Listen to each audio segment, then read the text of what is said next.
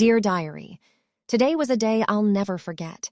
A roller coaster of danger and excitement that put my reporting skills and courage to the ultimate test.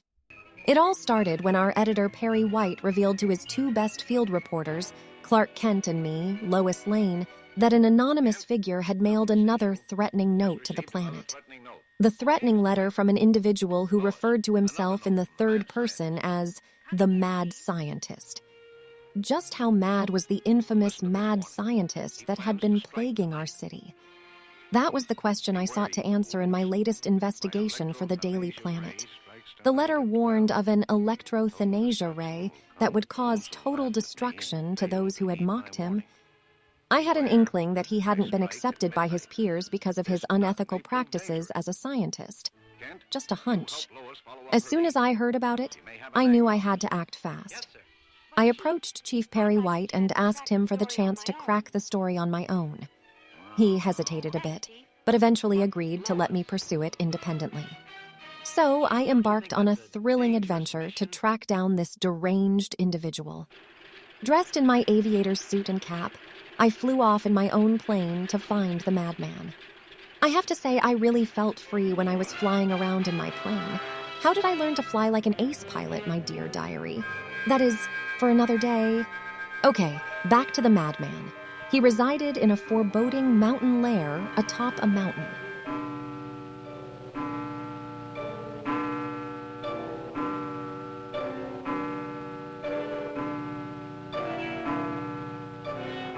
The hour has come.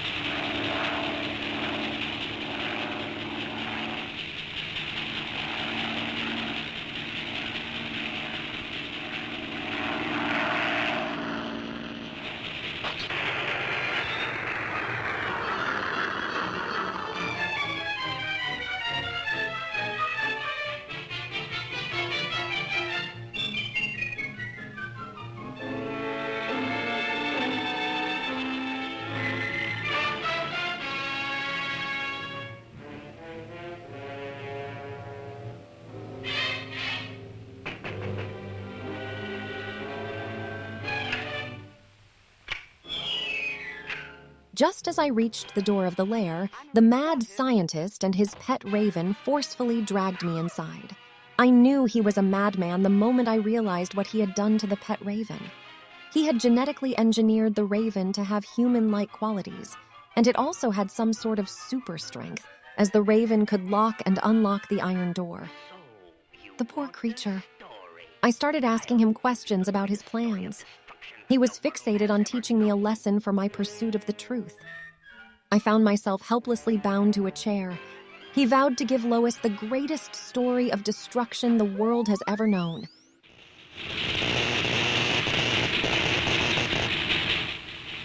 At midnight, the city was under attack. He forced me to watch in horror as he terrorized the city on a television screen as his ray destroyed the famous Tower Bridge. How is that for a story, Miss Lane? Radio broadcasts began reporting news of the bridge's destruction. The mad scientist, whose warnings have held the city in a grip of terror, went on his rampage of destruction on the stroke of midnight. The deadly impact of his mysterious ray smashed the famous Tower Bridge. Next, he used the ray to topple over the Daily Planet. The gravity of the situation hit me like a ton of bricks. I was trapped and in grave danger. Before I left the Daily Planet, I had called the police to report the threat from the madman. I could only hope that the police would come to save me from this crazed individual. I knew I had to keep my wits about me, even in this dire situation. As I anxiously waited for a miracle, little did I know that my savior was closer than I could have imagined. Unbeknownst to me at the time, the disturbing tale on the radio reached Superman. As he flew off in search of the mad scientist, the villain fired a second shot from his ray cannon. This one struck the lower levels of the daily planet.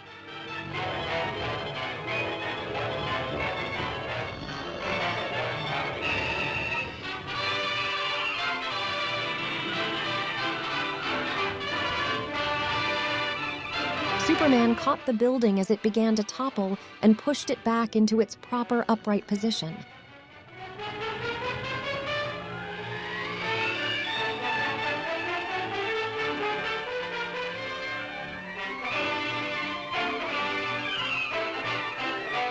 The scientist took note of Superman's presence and fired another shot directly at him. Superman then pushes the death ray away from the base of the skyscraper and attempts to fight it back to the source. But the scientist increases the weapon's power, which also sends erratic pulses of energy Superman's way.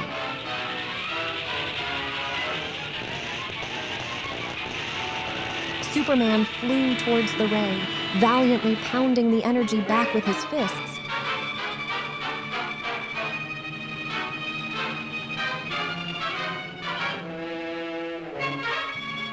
However, Superman remains determined to fight it, persevering against the beam and punching out each pulse as they come, gradually pounding the beam back to the scientist's lab. I don't believe it! He isn't human! Seeing that the beam has been overpowered, the horrified mad scientist increases power. But Superman uses that against him by twisting the weapon into a knot, preventing the beam energy from escaping, and the buildup of pressure causes the machine to overheat and explode.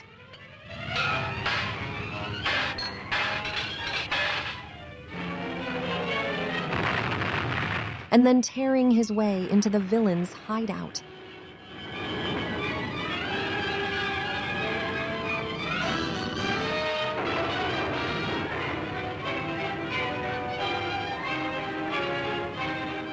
Superman flew inside and rescued me.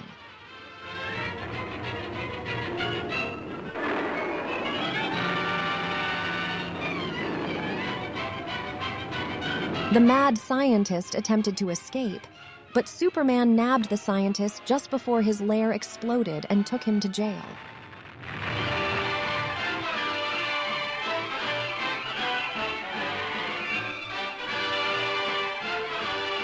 I wrote the article concerning the mad scientist's evil plot to destroy the city. I had gotten the scoop on the story of the mad scientist with a thanks to Superman. He had vanished once again, and his identity was still a mystery that I, as an investigative reporter, will definitely crack one day. Clark, my rival, was very supportive that I had gotten the scoop. Superman, on the other hand, had vanished once again, and his identity was still a mystery that I, as an investigative reporter, will definitely crack one day. Until next time, my dear diary. Yours, Lois Lane.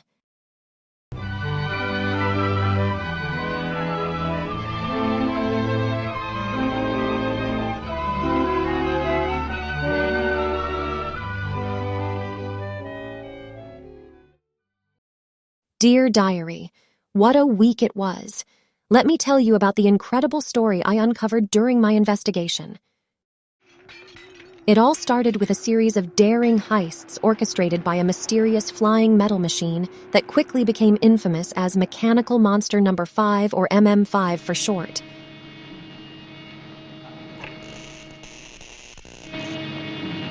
The chaos began with the appearance of the dreaded mechanical monsters, enormous robots wreaking havoc throughout Metropolis, robbing banks and causing mayhem.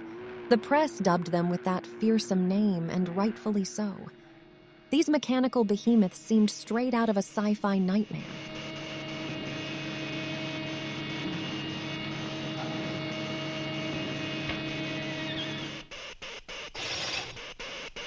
Number 5 flew off and dropped off a payload of money to an evil inventor hiding out. Where else? But in a mountain. Big surprise, huh?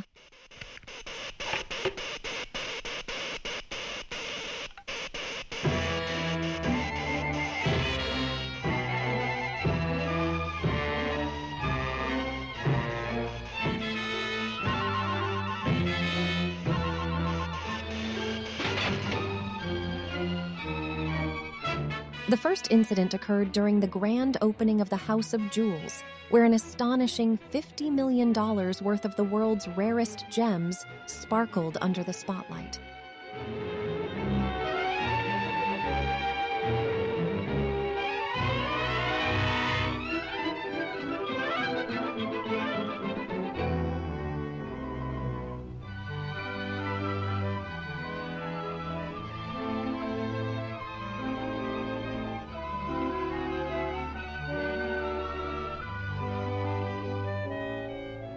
Clark Kent, my colleague, and I were there to cover the event, but little did we know that we were about to witness something far more dramatic than a mere exhibit.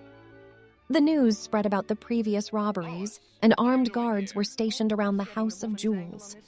All of a sudden, the police sounded the alarm and warned us about the mechanical monster. That's when the real action started. Lo and behold, MM5 showed up. The House of Jewels went from a place of celebration to a crime scene. A large group of policemen started shooting at the giant robot. It had transformed from a flying machine to a giant robot.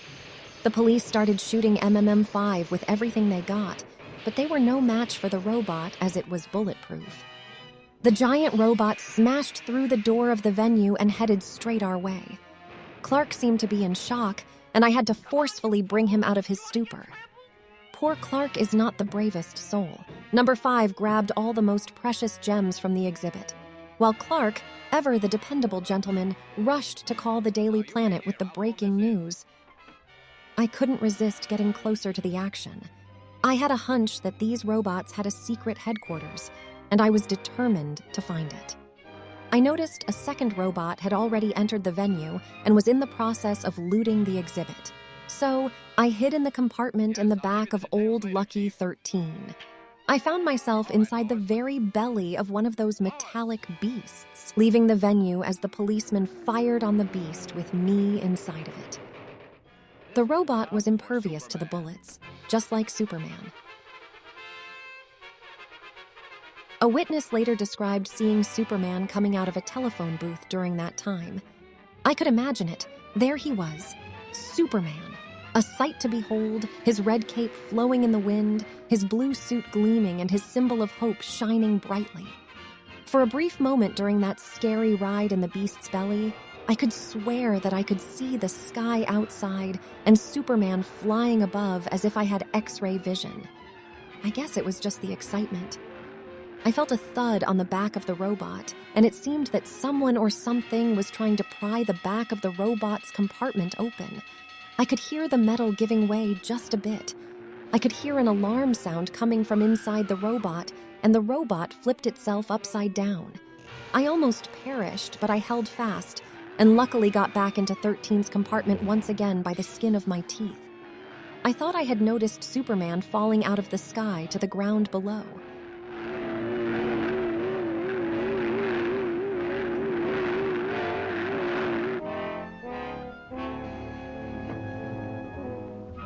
What a story this is going to make. Later, I found myself face to face with an evil mustached inventor, the man behind all the heists. He discovered me hiding and asked me about his jewels. Tell me what happened to those jewels.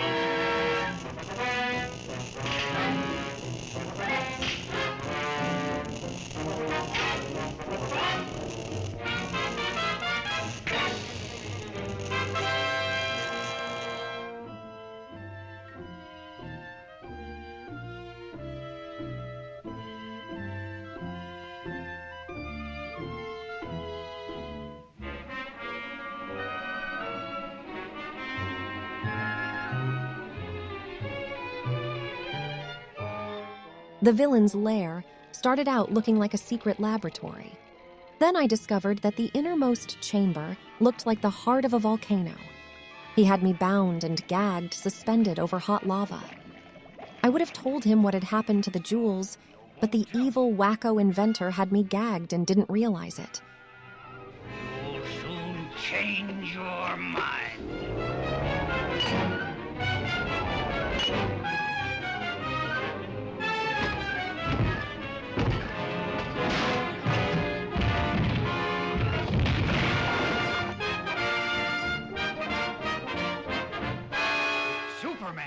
I heard him uttered Superman's name. The villain, when he realized Superman had broken into his base, activated the 50-foot-tall mechanical monster robots from their charging stations and let loose his small army of giant robots. All the while, I was still suspended above the hot lava. From my vantage point, I could see Superman battling the robots, a bunch of fire-spewing mechanical monsters. Superman took quite a beating from the army of robots.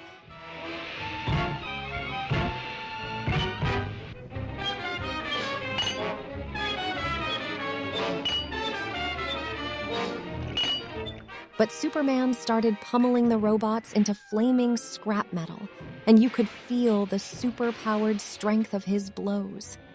Superman, my dear diary, is the real man of steel and the purest of heroes.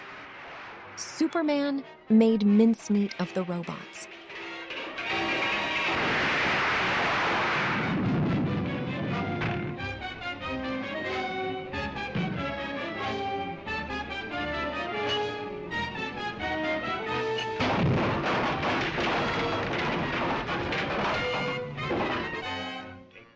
The ultra-greedy inventor really tried to drop me in the lava. A real psycho. But Superman quickly rescued me.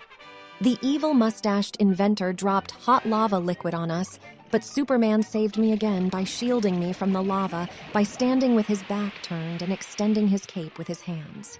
That showed me Superman's invulnerability and heroic nature. Also, the material of his costume, I realized, is not man-made. It is something otherworldly. In the end, the whack job attempted to leap to his death, but Superman saved him just in time. Witnessing such bravery and heroism up close left me in awe. Superman truly is the man of steel and the embodiment of all that is good. He ultimately apprehended the villain and ensured that justice was served. Why did the evil mustached inventor use his robots to rob banks, you might ask? Well, money, of course. Some people will never be satisfied with what they have, no matter how rich they are. Today was a reminder of why I loved this job. The danger, the adrenaline, and the chance to witness true heroism in action. It's a world that fueled my passion, and I wouldn't have had it any other way. Until the next adventure, my dear diary. Yours fearlessly, Lois Lane.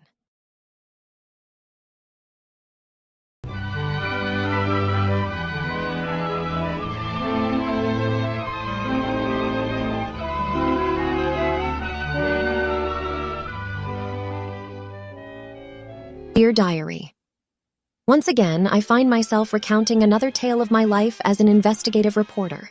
The front page assignment had been incredibly thrilling, covering the transfer of $1 billion in gold to the U.S. Mint. It had been one of my recent bylines for the Daily Planet. Now, the story I am recounting today takes place after I had completed my investigation for this piece. I had to interview everyone involved in this incident. At the train station, guards armed with machine guns were on duty to protect the train from potential dangers, while others loaded the train with gold from an armored car. As I boarded the train, I couldn't help but feel a mix of excitement and determination.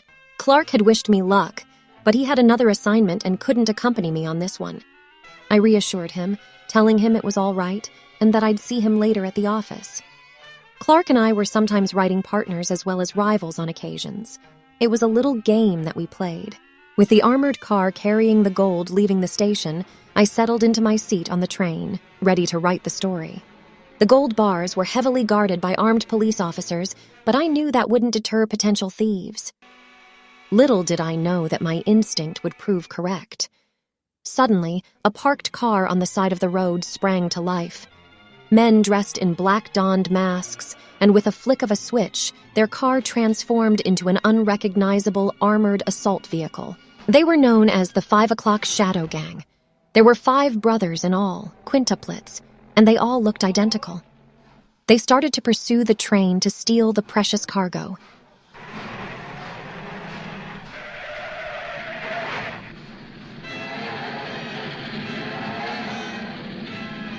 As the train picked up speed, I typed away on my typewriter, documenting the unfolding events.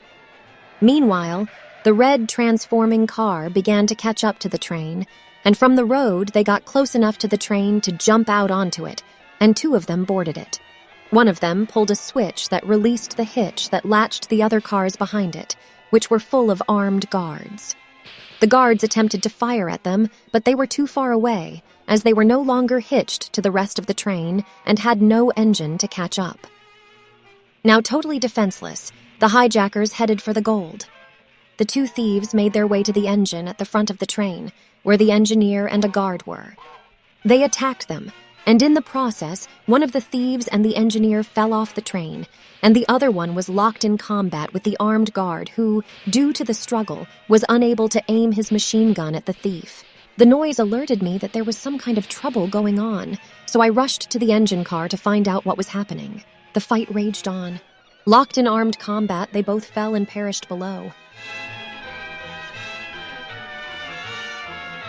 I climbed over the coal car, only to find the engine unattended and pulled the brake, only to be met with gunfire from the thieves in the armored car. Thinking quickly, I grabbed the machine gun that had been dropped by the fallen guard and without hesitation returned fire. Let me tell you, my dear diary, I unleashed hell on their ass. My expert-level marksmanship came into play. My adrenaline pumped as I tried to fend off the attackers. However, the bullets bounced harmlessly off their armored car. As the train reached another station, the urgency of the situation became apparent when it failed to stop. A signalman tried to warn us by waving a red lantern, but the train continued to speed by. The man with the lantern alerted the bridge station in Morse code just in time for the bridge to lower, avoiding a terrible disaster. In the engine car, I frantically tried my best to alert people on the rail of the oncoming runaway train. I took over as the conductor of the train to avoid what could become a terrible disaster.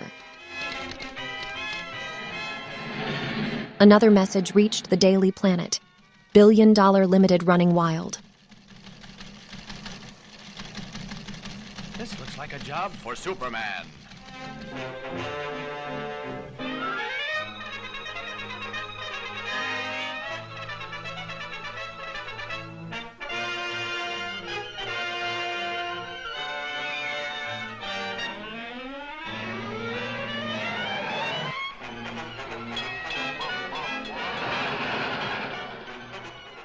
The gangsters were relentless in their pursuit, resorting to dangerous tactics like turning a switch to derail the train onto a sidetrack.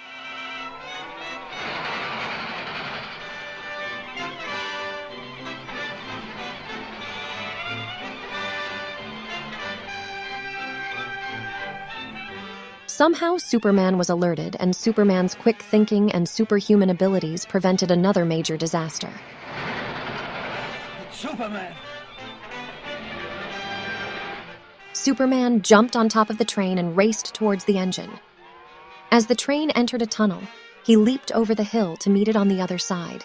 I tried my best to pull the brake and stop the train. The remaining 3 of the 5 o'clock Shadow Gang were relentless in their pursuit, planted dynamite and blew up a bridge, causing the train to fall.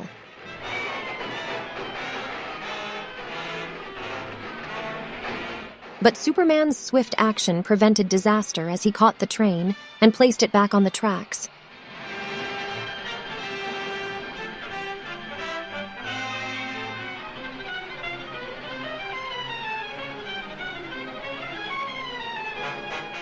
However, the villains weren't done yet. They threw a small bomb on the engine, and though Superman couldn't catch it in time, he managed to save me before it exploded. The situation intensified as the boxcars behind the engine began to fall backward downhill. Superman flew after the train and used his incredible strength to pull it back uphill, defying the thieves' attempts to hinder him with gunfire and tear gas.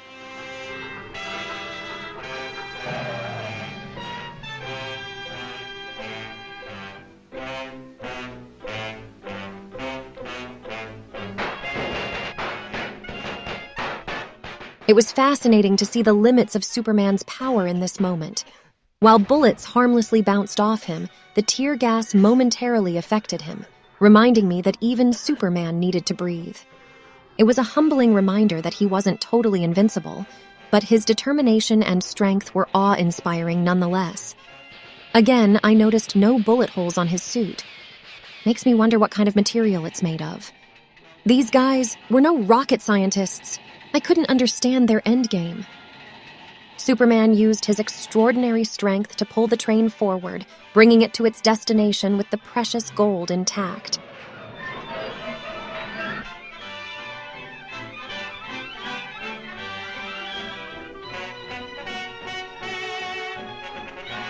Back at the Daily Planet office, I shared my thoughts with Clark about wanting to thank Superman.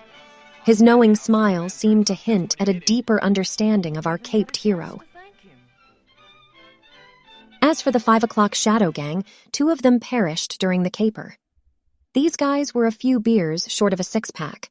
They were as smart as a bag of rocks, proof that evolution can go in reverse.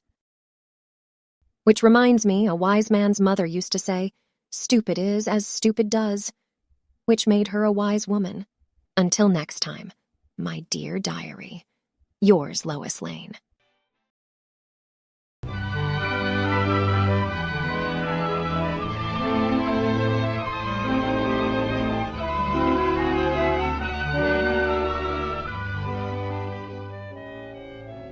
Dear Diary, well, here we are again.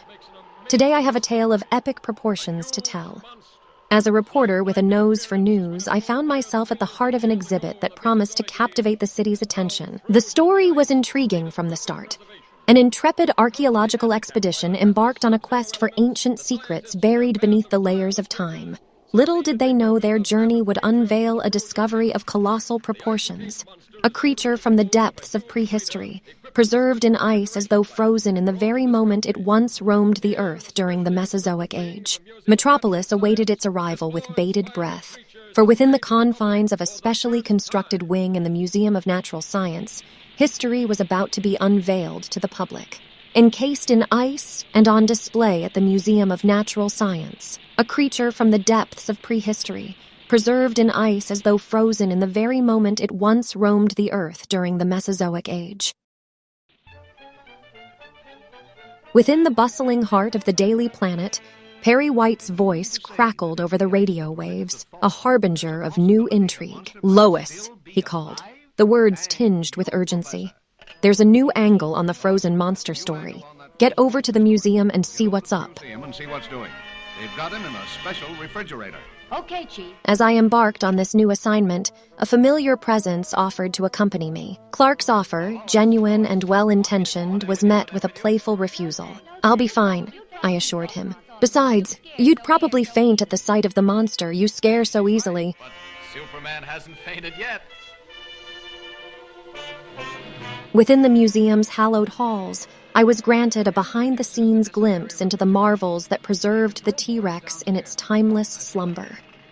An engineer acted as my guide, revealing the inner workings of the massive generator that maintained the creature's icy prison. Yet fate had a way of intervening in the most unexpected of moments. An accident, a simple mistake, disrupted the delicate balance that held the creature captive in its icy prison. With a sense of urgency, the workers scrambled to fix the damage, their efforts a desperate race against time. Yet, despite their efforts, the temperature continued to rise, and the ice holding the ancient giant began to melt. Panic and chaos unfolded before my eyes as the ice melted, and the ancient behemoth stirred to life. The frigid grip of the ice began to loosen, and a sense of urgency permeated the air. As the ice began to thaw and danger loomed, the museum erupted into a frenzied panic. Evacuations ensued. Please, use the nearest exit. Please, folks, keep moving. We have to clear this room at once. The journalist in me understood that I had to do my duty to report the story.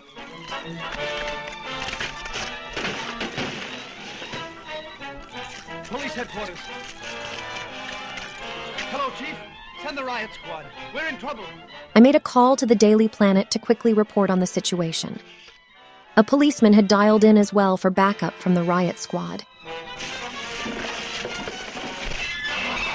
My attempt to report on the unfolding story collided with the impending catastrophe, as the Arctic giant shattered the confines of its icy prison, wreaking havoc upon the city streets. The police arrived, armed and determined, but their efforts were met with futility as bullets bounced off the creature's impenetrable hide.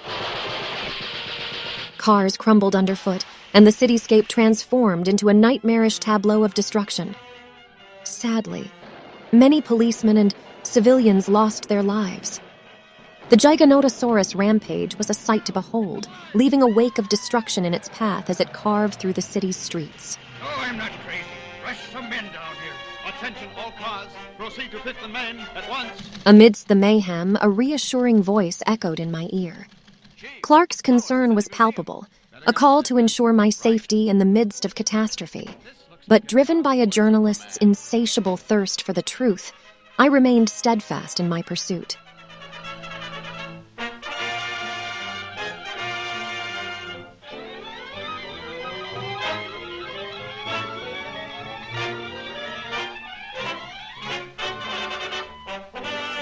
I was semi-buried beneath the wall of the museum. Fortunately, Superman came to the museum and rescued the people inside as well as myself. Superman!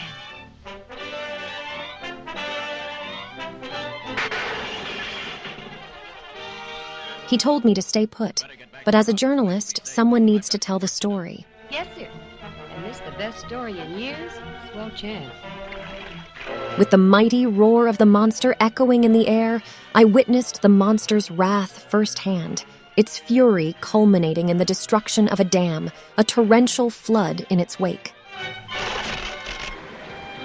As homes were swallowed by the deluge, Superman arrived on the scene. Superman leaped into action. He repaired a damaged dam, preventing further catastrophe. But again, more innocent civilians perished during the deluge. Boats capsized, bridges quivered, and the city's resilience was put to the test.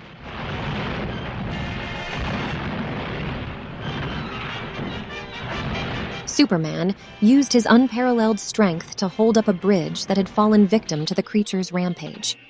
Seeing that the Giganotosaurus was headed for Metropolis Yankees Stadium, I hopped into a cab to warn the spectators.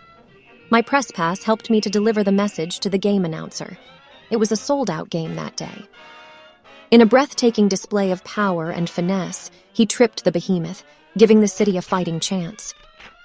As the T-Rex teetered, I aimed to capture the surreal moment, only to learn in a heartbeat that facing the dino head-on was a rookie mistake. As the jaws of the ancient beast threatened to close around me, Superman swooped in and rescued me once again. His words, a directive to remain in safety. I understood at that moment. I was being selfish, taking risk when there was so many people who needed Superman's help. Superman eventually subdued the giant dinosaur and prevented more loss of lives. In the end, the city decided to house the Giganotosaurus that had wreaked havoc, all in the name of boosting tourism at the Metropolis Jurassic Park Zoo. Did the city officials of Metropolis truly believe that the Giganotosaurus, despite its destructive spree, would become a captivating addition to the local zoo? Why do politicians keep making bad decisions? It's beyond me. As for me, Lois Lane, Daily Planet reporter, I do believe that this was a story that needed covering, no matter the cost to my personal safety. Who knows, maybe a decade from now, someone might write a book or make a movie about a giant dinosaur destroying a city like, say, New York or maybe even Tokyo. Until next time, my dear diary, yours, Lois Lane.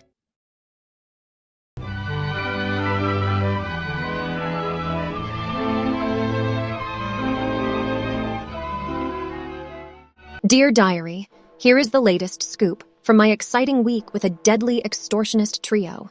The story kicks off as the clock strikes midnight, plunging the city into an eerie silence. Suddenly, a bizarre bullet-shaped rocket car smashed through and zooms past the police headquarters, leaving chaos in its wake. The explosion reverberates through the night, and the next morning's headlines detail the building's devastation, leaving the police baffled. The fearsome bullet car, a machine that lives up to its name, capable of smashing into buildings with the force of a bullet.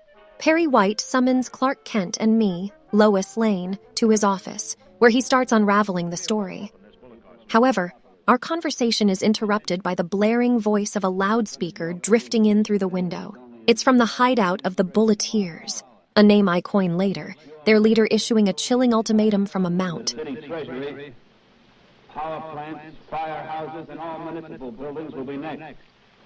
Through the speaker, the entire town, including Clark, Perry, and myself, listens as the ominous message unfolds.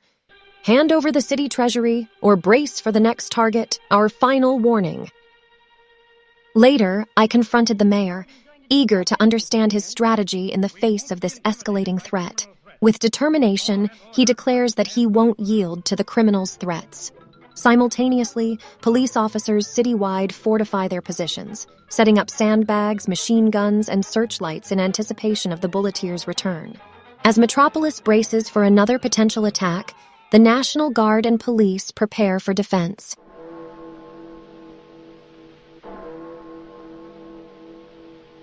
While I write about the mayor's resolute stance, the leader of the Bulleteers fumes upon reading my words, an embodiment of their resistance.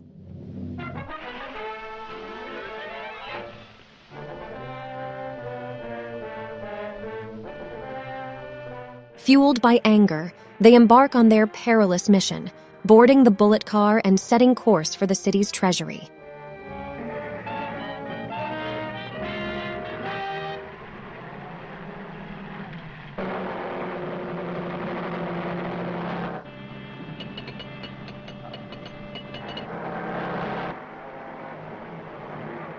The police desperately scramble to fortify their positions and mount a defense against the seemingly indestructible rocket car. That showed a sense of and determination as they confront an unprecedented threat. The police put up a fierce fight, but their bullets ricochet harmlessly off the bullet car's sleek exterior.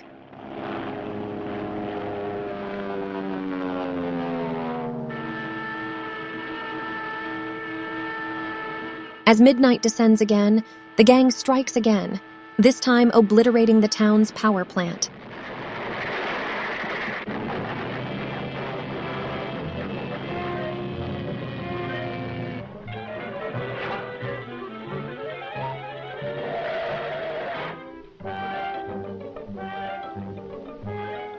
Inside the Daily Planet, lights flicker sporadically, prompting me to race towards the scene in a car, intentionally leaving Clark behind, intent on getting the story. Did I ever tell you that I am as good as a professional race car driver, dear diary? Again, that is for another day.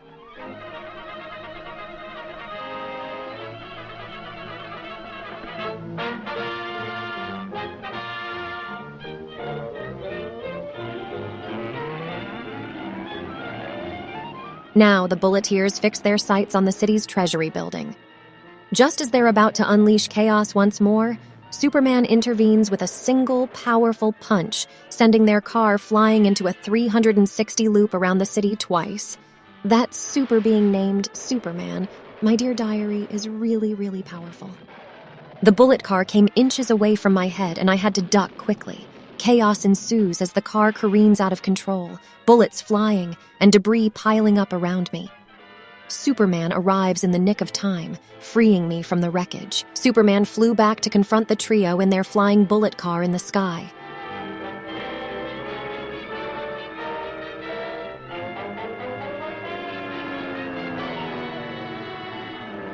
A gripping struggle unfolds in the night sky, but the gang's wild maneuvers knock Superman off the car and crashing to the ground below.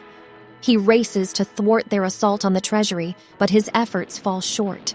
The building erupts into rubble, burying him beneath it.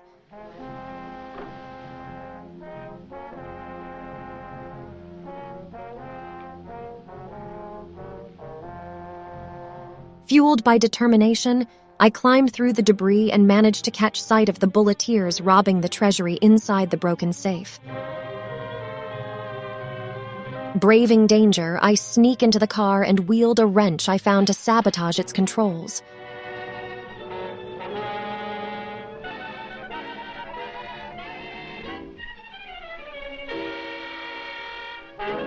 However, the Bulleteers return, seizing me and spiriting me away in their car. Amidst all this, Superman emerges from the rubble, determined and steadfast. He pursues the rocket car, gripping its retractable wings and then its tail fins, fighting to divert its course.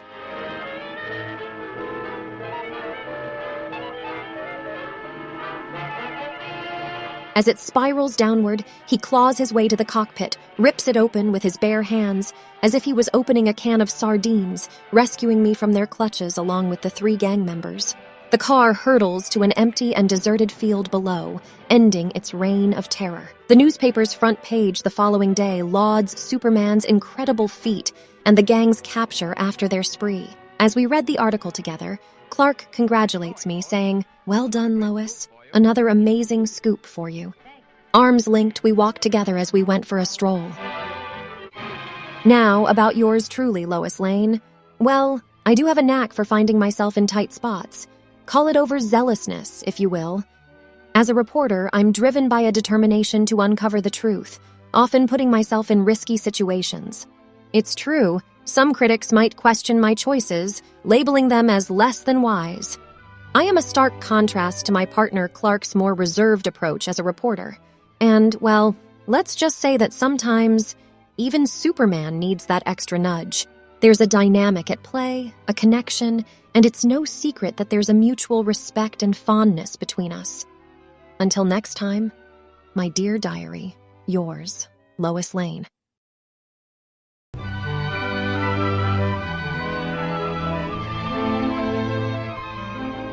Dear Diary, would you like to hear about my first kiss?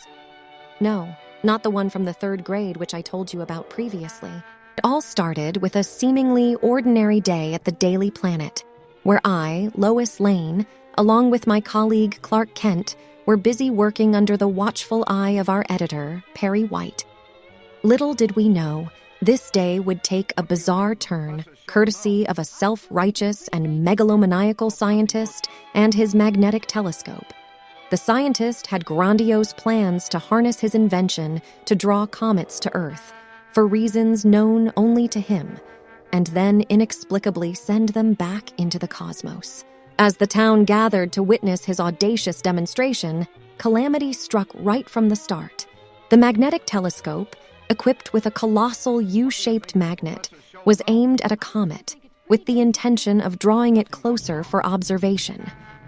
But something went horribly wrong, causing the comet to crash into our city, careening through the streets before finally plunging into the nearby ocean. The result was mass casualties. The aftermath of this disaster filled the newspapers the next day, and I couldn't help but wonder about the man behind this reckless experiment. The police were engaged in a heated argument with the deranged scientist by the name of Dr. Dynamo, who remained steadfast in his belief that his scientific pursuits justified the risk to human lives. He displayed a complete disregard for the potential collateral damage, despite the police's assurance that they will stop any attempt to try the experiment again. The scientist refuses to quit, reminding them that any attempt to stop him could prove disastrous. I'll send it back again into space. Your tampering with nature endangers thousands of lives. Yes, and even at the possible cost of those lives, I shall continue my experiment. I warn you, Professor. We're prepared to stop you. And I warn you, sir, any interference may prove disastrous. He runs into his telescope room and shuts the door before the police can stop him, and begins his experiment again. The police try to stop him from activating the machine, but he does so anyway.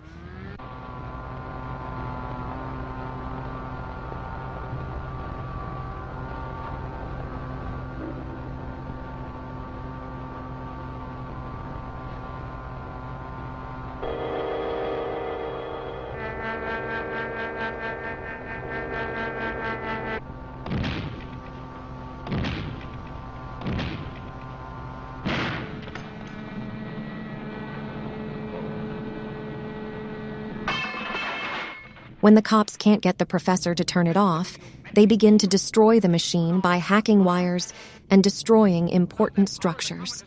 By doing so, they had doomed Metropolis, because now a green comet is hurtling towards Earth, spitting out huge fireballs causing destruction.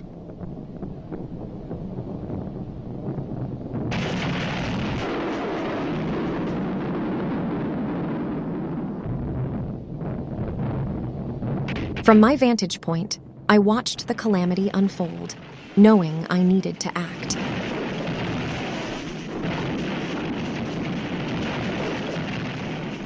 As the scientist fled the scene and the police pursued him, I called the Daily Planet from the scientist's building, reporting to the chief and, better yet, Clark, of the impending disaster. Look, Chief, the panic's on. The thing's gone haywire. However, I soon found myself trapped as the building crumbled around me. Lois!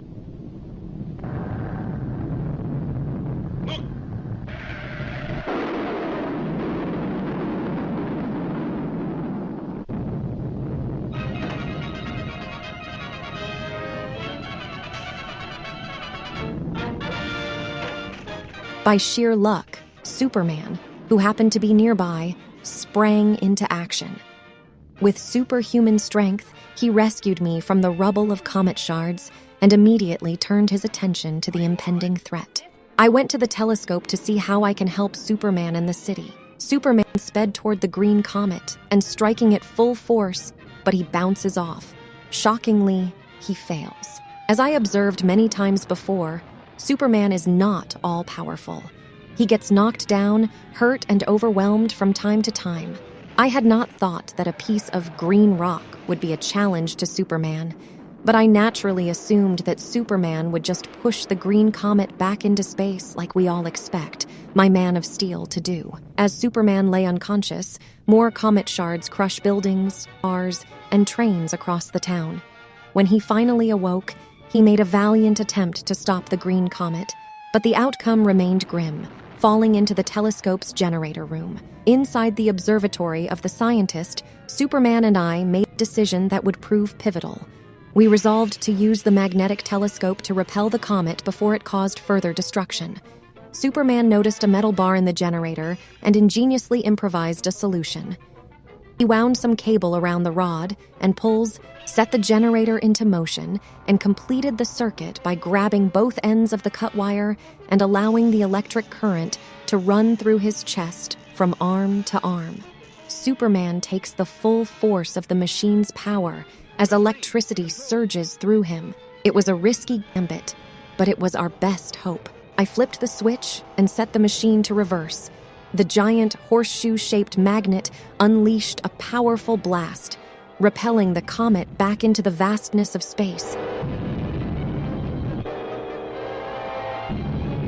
Superman and I must say, make a great team, with Superman's might and my quick thinking ensuring the green comet's departure. In the euphoria of the moment, I had the urge to kiss Superman, which I did. I savored every moment from that first kiss in the dimly lit room, feeling his steely muscles. However, it just so happened that the man with the steely muscle and silhouette of Superman happened to be Clark. What an unforced error on my part. Silly me.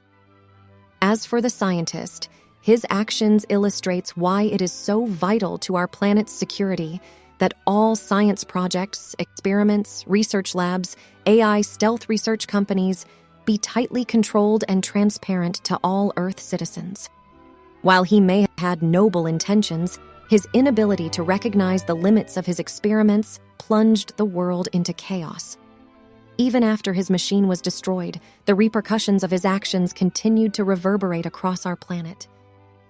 Until the next kiss, my dear diary, yours, Lois Lane.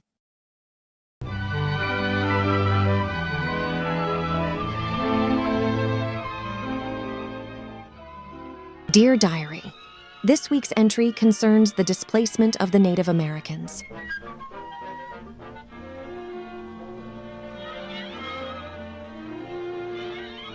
A particular matter that I had never taken the time to contemplate occurred at the Daily Planet when an unexpected visitor entered our newsroom, disrupting the usual hustle and bustle.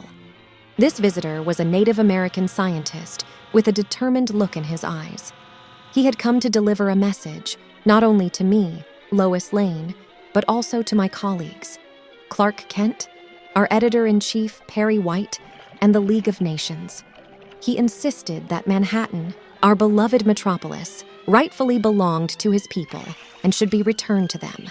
He challenged the commonly held belief that Manhattan was sold for a mere $24 worth of trinkets. He presented a document that proved that the natives, referred to as the Manhattan in historical documents, had not been aware that they were selling their cherished island paradise. Instead, they believed they were merely allowing the Dutch to share their land. And I still say Manhattan rightfully belongs to my people. Possibly, but just what do you expect us to do about it? You have a newspaper. Publish the truth. Have the island vacated immediately. It's fantastic. Why, that's ridiculous. Ridiculous? Maybe modern science will make you think differently.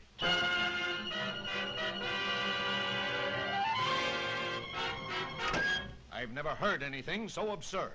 You know, from the look in his eyes, I'd almost believe he was in earnest. While my colleagues at the Daily Planet dismissed the Native American scientist as crazy and his threats as empty, I couldn't shake the feeling that there was more to this story. Ignoring their skepticism, I discreetly followed the scientist as he made his way to a motorboat waiting nearby. Hidden from view, I trailed him to a deserted fishing house by the water. Inside the fishing house, I stumbled upon an inconspicuous elevator, one that led to an enigmatic underwater capsule. Come ahead, Miss Lane. You wouldn't want to miss this story, I'm sure. It was here that the scientist noticed my presence, catching my reflection in the elevator's glass. To my surprise, he calmly invited me to follow him, promising a story that defied imagination. Intrigued and unable to resist, I accepted his offer. As we descended into the depths within the capsule, the man offers me a seat.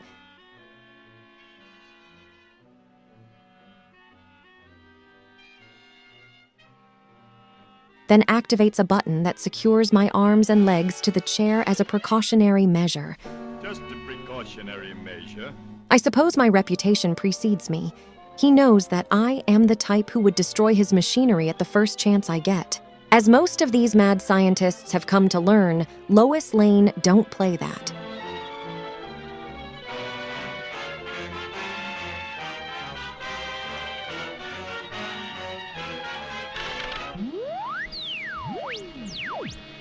The scientist, now at the controls, initiated his earthquake machine. A surge of electricity coursed through one of the wires, delving deep into the bedrock beneath the city.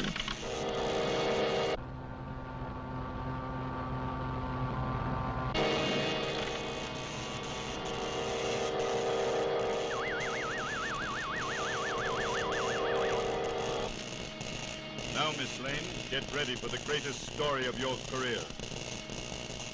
With a series of ingenious devices, our villain, which I dub by the name of Dr. Manhattan, initiated the electric earthquake, causing the very ground beneath Manhattan to tremble and quake. The resulting explosion sent shockwaves throughout Manhattan, plunging it into chaos and panic. Buildings swayed perilously, and panicked citizens fled in all directions.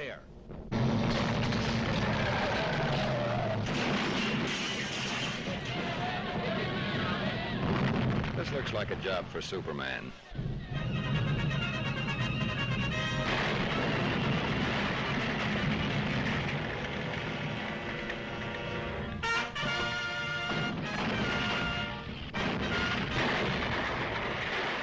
Later, my colleague Clark Kent told me he watched in awe as Superman took to the skies, responding to the imminent disaster.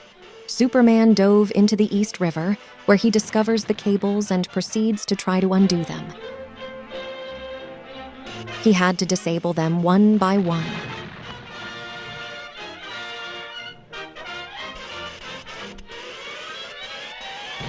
Have I told you, dear diary, that after each disastrous excursion, I try to interview Superman, even if he only answers one question?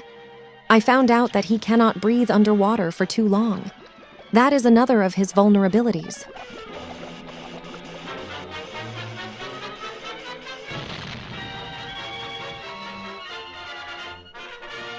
Superman continued to dismantle the cables.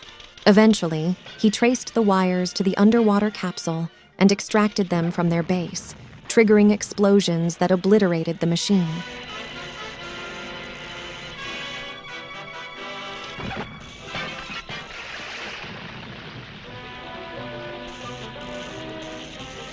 As the water filled the capsule, Dr. Manhattan took the elevator to the surface, leaving me trapped as the water slowly rose.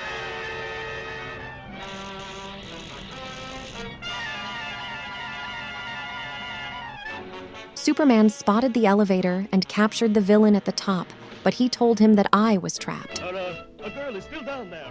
Superman, who had no clue that I was mixed in this situation, raced back down to rescue me.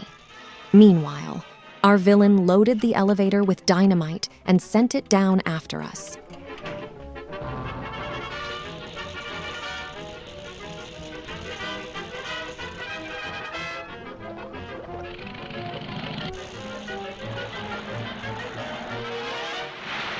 In the nick of time, Superman found me and rescued me, and with my arms wrapped around Superman's steely neck and shoulders, he apprehended Dr. Manhattan by easily lifting his motorboat with one hand and me in his other arm.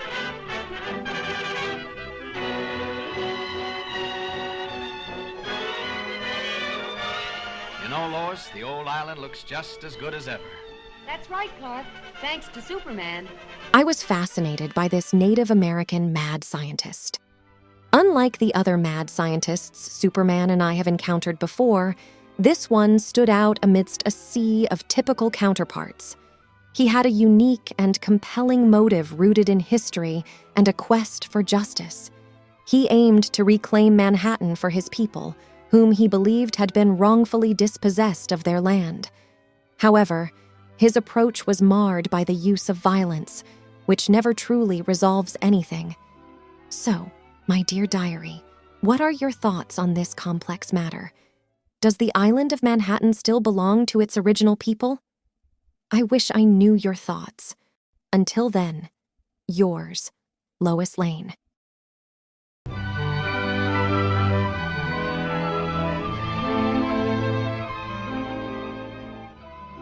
Dear Diary, let me tell you about my week with Clark on a beautiful island.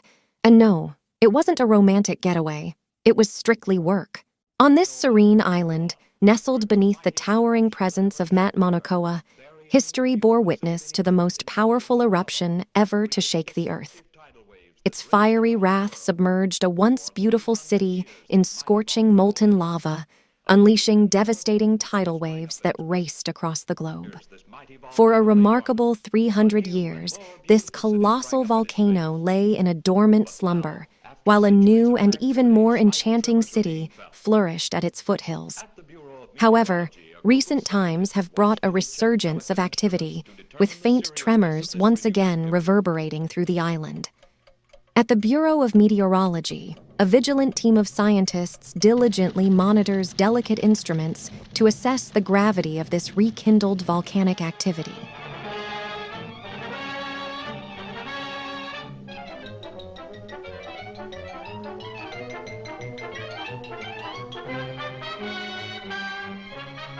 We were dispatched to the scene by Perry White, our ever-demanding editor.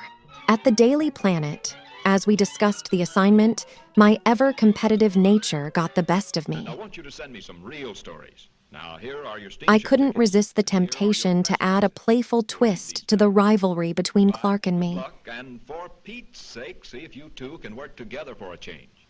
Right, Chief.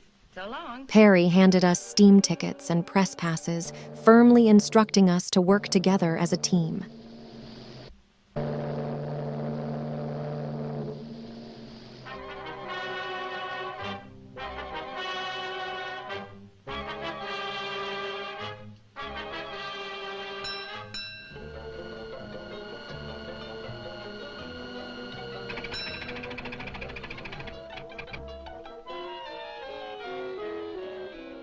Clark and I arrived on the island, but as fate would have it, Clark misplaced his press pass. Say, Lois, do you have my press pass?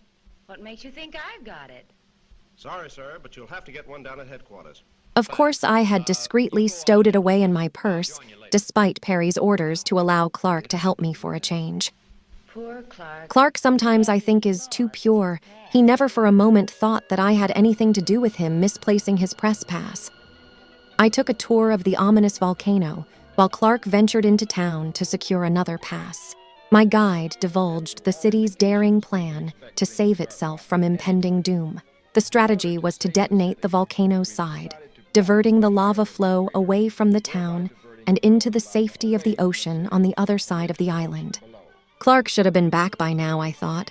I must admit I enjoyed this playful tension between the two of us, this rivalry game that we play. Anyway, he's not missing much. What can possibly go wrong?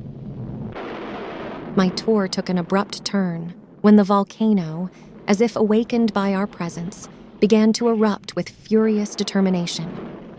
Hello? Send up that car. The volcano damaged many of the carefully placed machines meant for the controlled detonation. Hello? Miss Lane? Lava spewed from its crown, hurtling towards the town below, and chaos ensued.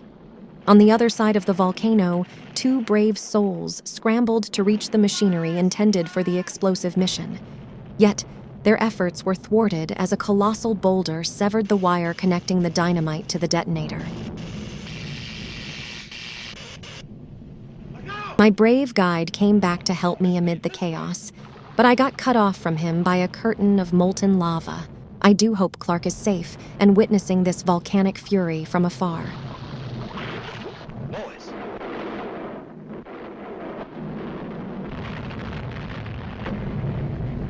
This looks like a job for Superman.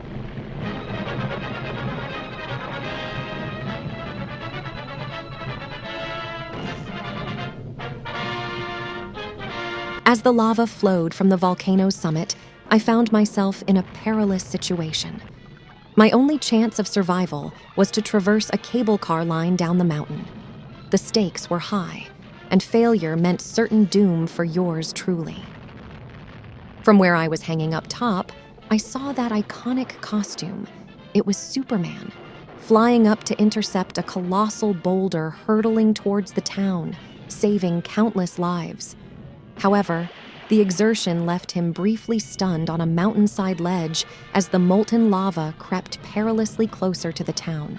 I fought for my life, edging hand over hand along a cable wire connecting 2 mountains. The townspeople below scrambled like ants running away from the rain.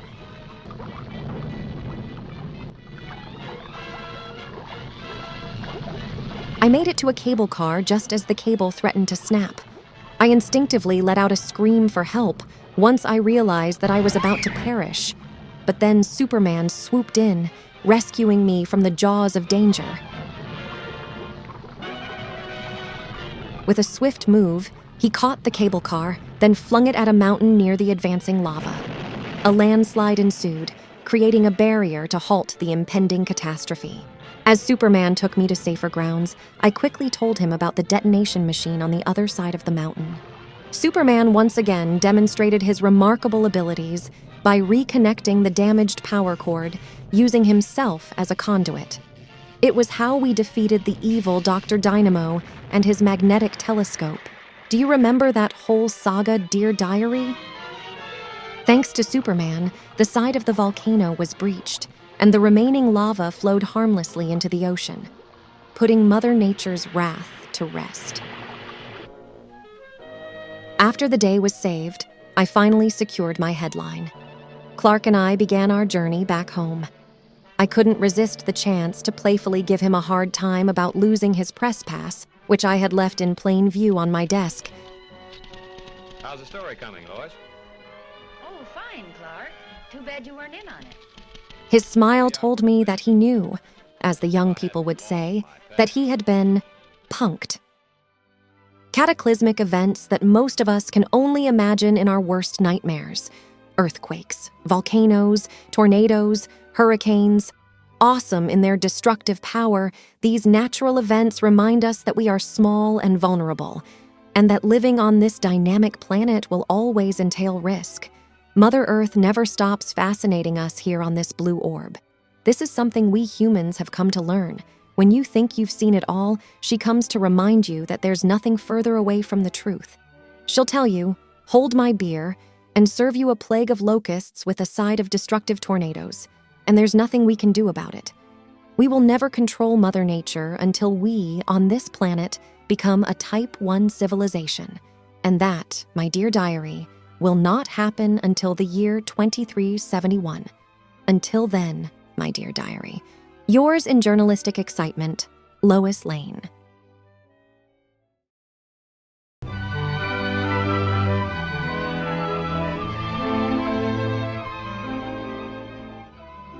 Dear Diary, did you know that I suffer from coulrophobia? Well, I do. It's a fear of clowns, but that didn't stop me from covering the circus that came to town this week. The night began innocently enough under the big top. As the lively crowd gathered and the circus commenced, the atmosphere was one of pure joy and relaxation. The sights and sounds of the circus were a sight to behold. Clark briefly escorted me there.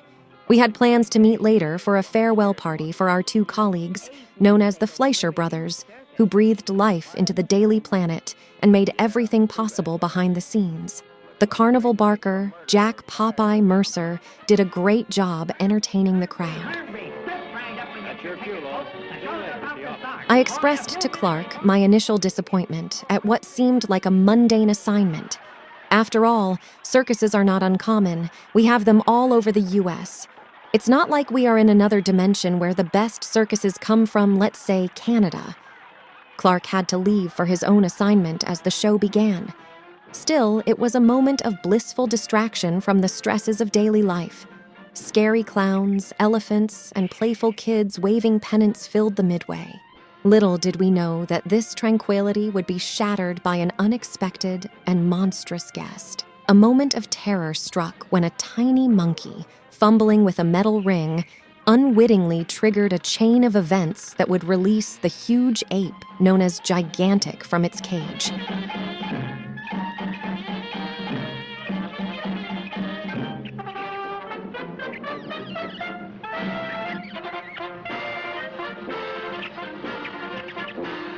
The sudden silence that fell over the crowd as we realized something was amiss was only a prelude to the shocking appearance of the colossal creature.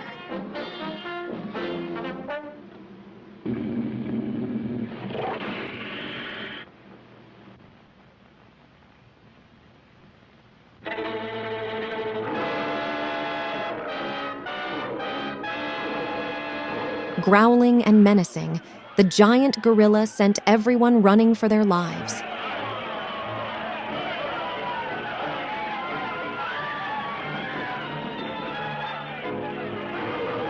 In the midst of the pandemonium, other animals, like stampeding elephants, added to the chaos. Gigantic's strength was unlike any ordinary gorilla, swiftly overpowering the brave souls who attempted to subdue him. 6, or perhaps even more men, could not tame this beast, and their attempts only resulted in Gigantic tossing his cage cart at them, leaving them no choice but to flee. The sheer terror that washed over the audience was palpable, and I couldn't help but wonder how in the world they managed to cage this creature in the first place, given its formidable might. The only thing separating us from this behemoth was a lock, which a much smaller, less intimidating monkey released. The crowd scurried in total panic, much like a group of mice, in all directions out of the big top. I tried to capture the moment with my Kodachrome camera for the Daily Planet. It was during these heart-pounding moments that I found myself face to face with the colossal creature. A young girl was trapped on the edge of the bleachers, and with no thought for my own safety, I ran between the creature and the little child to help her escape the approaching giant ape. I lifted her up, put her on the bleachers, and quickly sent her out of harm's way. The situation grew even more dire as the beast turned its attention towards me. Unbeknownst to me, the heroic policemen of Metropolis had arrived on the scene. The tent further descended into utter anarchy as elephants, lions, and a rogue panther ran amok, attacking anyone unfortunate enough to cross their paths.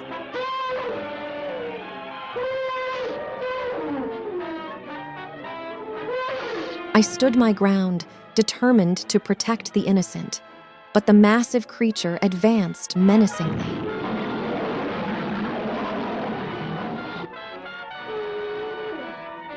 I could hear the police start shooting willy-nilly with their submachine guns. I truly hope they don't injure any innocent bystanders. This is a job for Superman.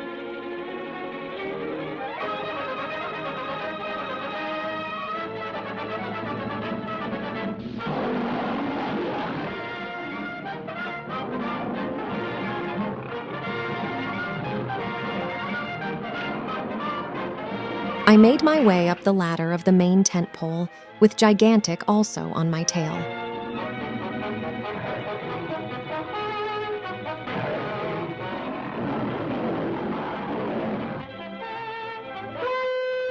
I tried using the momentum of the ladder and the ape to push him backward, but I wasn't strong enough, and I got hit by the beast. Fortunately, I wasn't hit hard enough, and I just got woozy, remaining semi-conscious for a while. However, hope was not lost.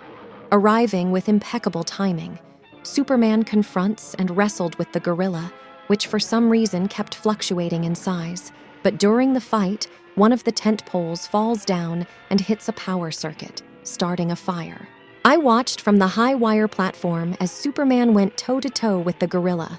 All I kept thinking during the brawl was that Superman has a great butt.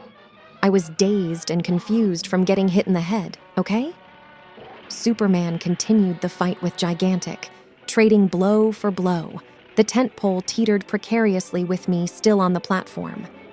Finally, Superman executed a decisive move, carrying the large monkey on his back and tossing it into a net. Superman used ropes to secure the beast. After successfully tying the gorilla in the net, Superman came to my rescue at the last possible moment, as he always does, just as the tent pole was on the verge of toppling over. Quick note, I caught a slight glimpse of Superman changing into a civilian disguise. I did not get to see his face, but I still have a hunch about who he might be pretending to be. Lucky Lois. Always gets her story. And luckily, she lives to ride it. Thanks to Superman. Although their names may be unfamiliar to some people, Max and Dave Fleischer created an extraordinary legacy at the Daily Planet and coined the famous phrase, "faster than a speeding bullet, more powerful than a locomotive, able to soar higher than any plane." They helped me become a better journalist and were even nominated for an Academy Award for being the first to capture Superman in flight for the very first time. Although the two brothers were not on speaking terms when they left the Daily Planet behind, we owe them a debt of gratitude.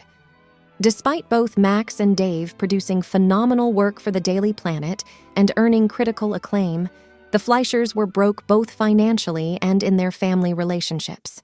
Just between you and me, my dear diary, word has it that the very married Dave began playing patty cake with his secretary, Jessica Rabbit. Consequently, the Fleischers began warring and were incapable of cooperating, ultimately refusing to speak to each other. For security purposes, the Daily Planet required each Fleischer to draft letters of resignation that could be used if the brothers' animosity got out of hand. Is working with family a good idea? You tell me. Until next time, my dear diary, yours, Lois Lane.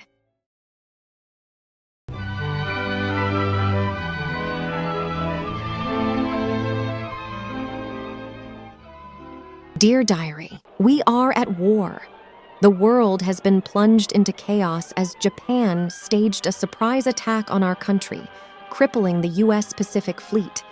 The shockwaves of this attack reverberated across the globe, and with Germany and Italy also declaring war on the United States, we find ourselves in the midst of a global conflict, a war like no other.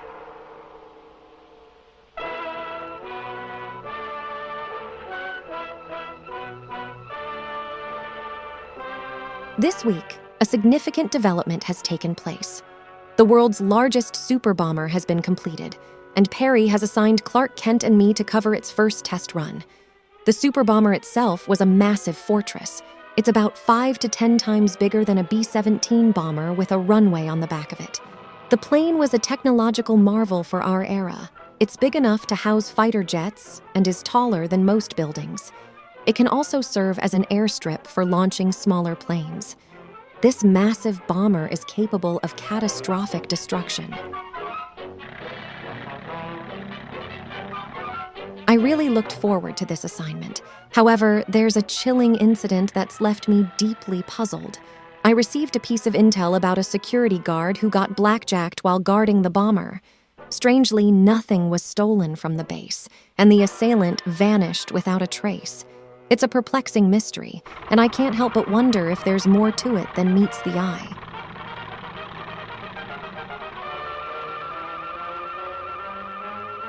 But the real adventure unfolded on that fateful day of the test run.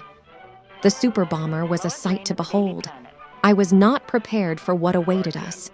It seemed to take forever from the bottom stair lift to get into the plane because of its height.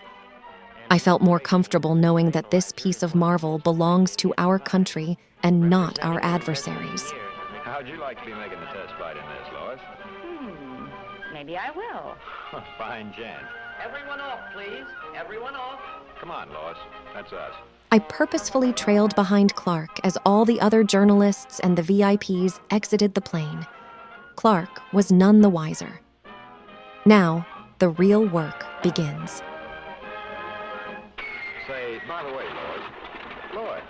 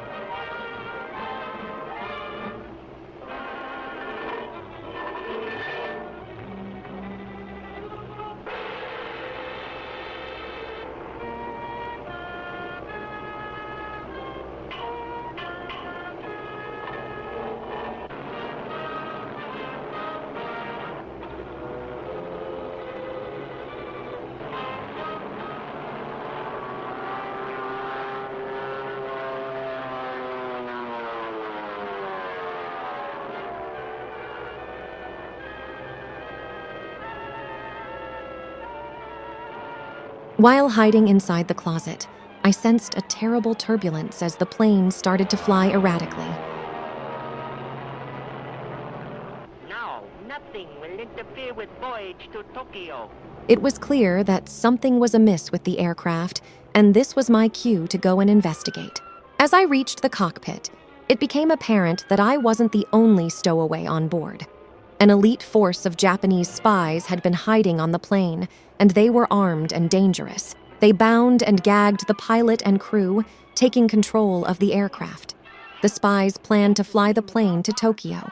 I managed to make a secret distress call on the radio for help, and the Air Force deployed fighters to confront the bomber. Help was on the way, but the hijackers were one step ahead.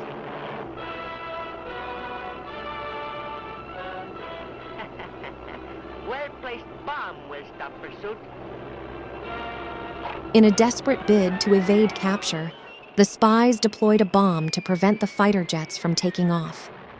It was a tense and precarious situation, and I couldn't help but feel a sense of helplessness. This looks like a job for Superman.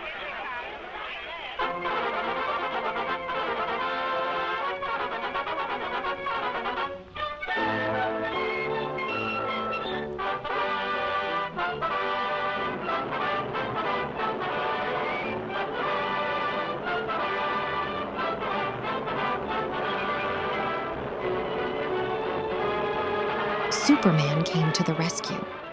Somehow, Superman had managed to get inside the plane, but he was soon discovered by the lead spy. As he arrived on the scene, he was greeted with the chilling news that they had captured me, and the spies threatened to drop me from the bomb bay doors unless he departed. However, the spy proved to be more treacherous than anticipated, releasing me anyway. But in the blink of an eye, Superman was there. He saved me from the unthinkable fate that awaited, Superman quickly dispatched the first 2 mere mortals without breaking a sweat. The lead enemy agent bolted the door to the cockpit. As Superman began breaking down the door, he realized that he had no hope against Superman. So, he decided to do the next best thing and started to sabotage the plane's controls. He opted to go out kamikaze style and take all of us with him. We are at war, my dear diary.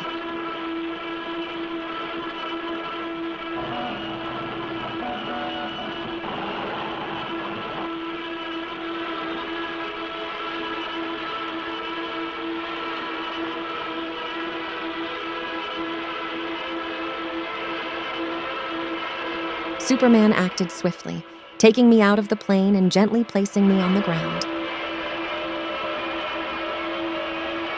Superman returns to the nose of the plane using his massive strength to catch the plane and stopping the massive bomber from crashing into the city, landing it safely in the middle of a road. It was a breathtaking display of heroism and power that left me in awe. It seems to me that Superman has finally mastered his flying abilities. He's flying on a different level. In the end, our superhero saved all the citizens who came out to see the test flight of the super bomber and captured the spies. Well, you're safe in this plane, Lois. I'd feel much safer if Superman were here.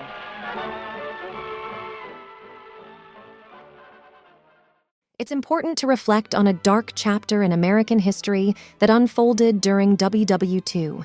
The terrible choice America made toward Japanese Americans is a stain on our past that we must never forget. During WW2, the regrettable treatment of Japanese Americans is a stain on our history. Around 120,000 people of Japanese descent lived on the U.S. mainland during the 1941 Pearl Harbor attack, with about 2/3 being U.S. citizens. This led to widespread fear and prejudice. In response, the Roosevelt administration implemented a severe policy that unjustly forced both alien and citizen Japanese Americans into internment camps, a violation of their civil rights. Let us remember history's lessons and the need to protect the rights and freedoms of all, regardless of their ancestry. Japanese Americans' resilience and the lessons from this dark chapter should guide us toward a just and inclusive society. Let's hope for a peaceful planet. Until next time. My dear diary. Yours, Lois Lane.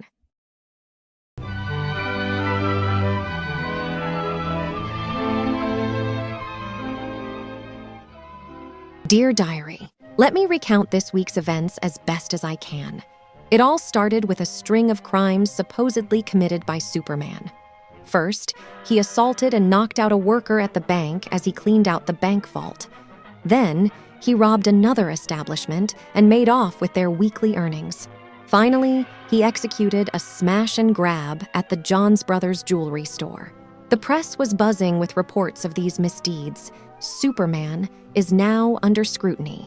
The question on everyone's lips is Superman a friend or a foe? Hello, stupid. It's about time you showed up. Come on, hand it over. Okay, boss. Here it is.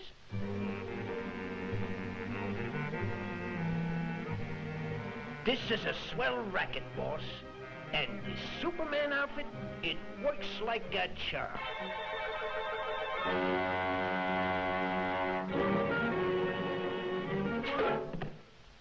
Gee, boss, it was only a fin. Next time, it'll be a Mickey fin. The press was buzzing with reports of these misdeeds, and the once unquestionable hero, Superman, is now under scrutiny. The question on everyone's lips is Superman a friend or a foe? Friend turns foe. Well, that's ridiculous. I just couldn't believe that the man I've come to know as Superman would suddenly turn to a life of villainy. Little Jimmy handed us 2 tickets from Perry White to the opera. I guess it's a reward for all our hard work. I hope Jimmy makes good use of the old camera I gave him for his birthday. At the opera house, Clark kept fidgeting in his seat, while most of the other men in the audience were dozing off. I must say that I looked absolutely fabulous in my new evening gown.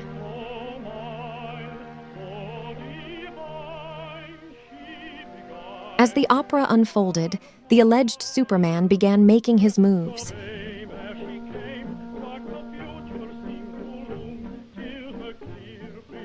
He moved from booth to booth, subtly stealing jewelry from unsuspecting patrons.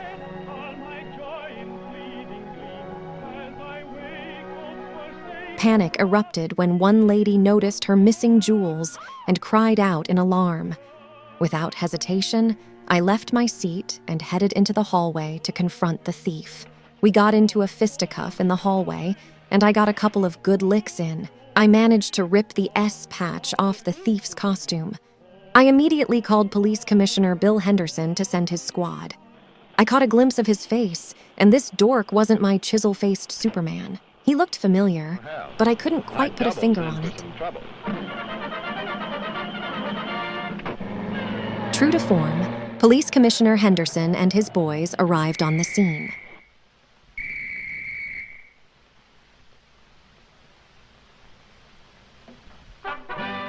On the rooftop, shots were fired. The crook emptied his gun on Superman. Of course, the bullets simply bounced off Superman's invulnerable form.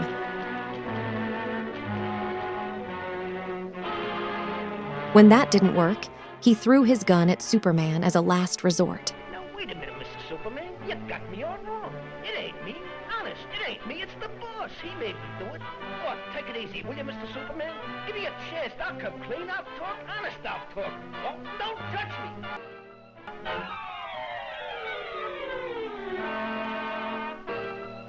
It came back to me, and I finally figured out who Superman's doppelganger was.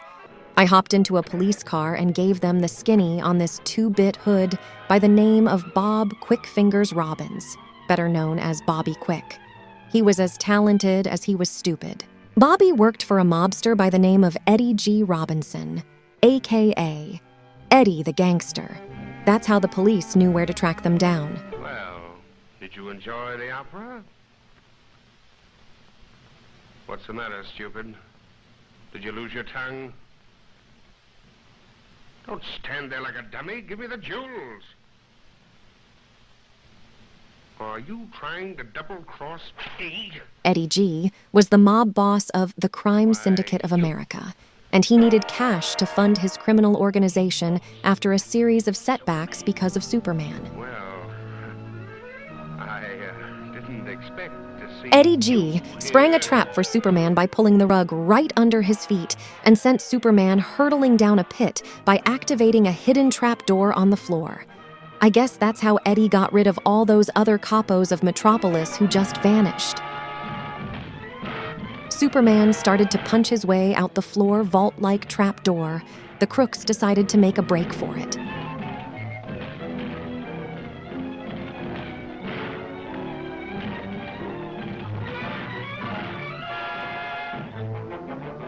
They tried to escape through a series of traps and obstacles, including an electric fence and a steel vault with a 10-ton door. But my hero's strength was unmatched, and he easily tore through the electrified bars and freed himself.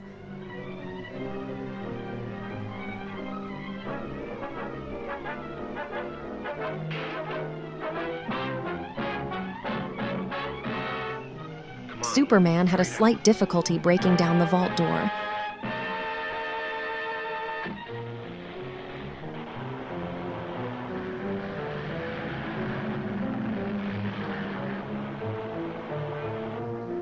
To his dismay, he found the criminals had already escaped through a hole they'd cut in the wall with a welding torch. Superman soared high in the sky.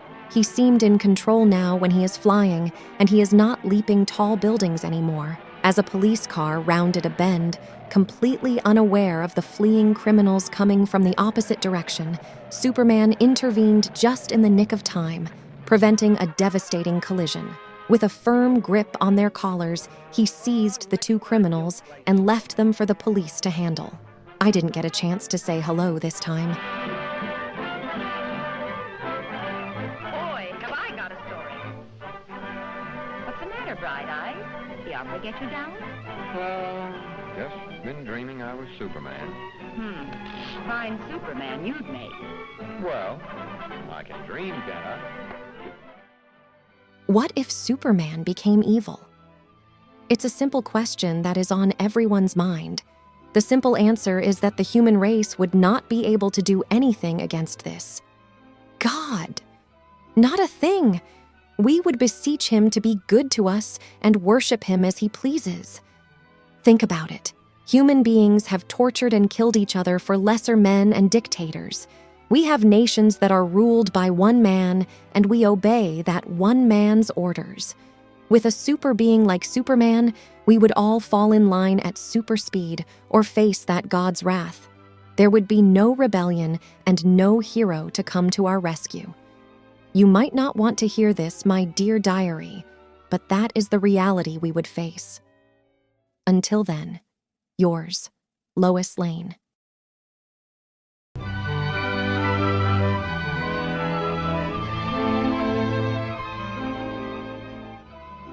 Dear Diary, this month has been a surreal plunge into the depths of wartime intrigue and danger.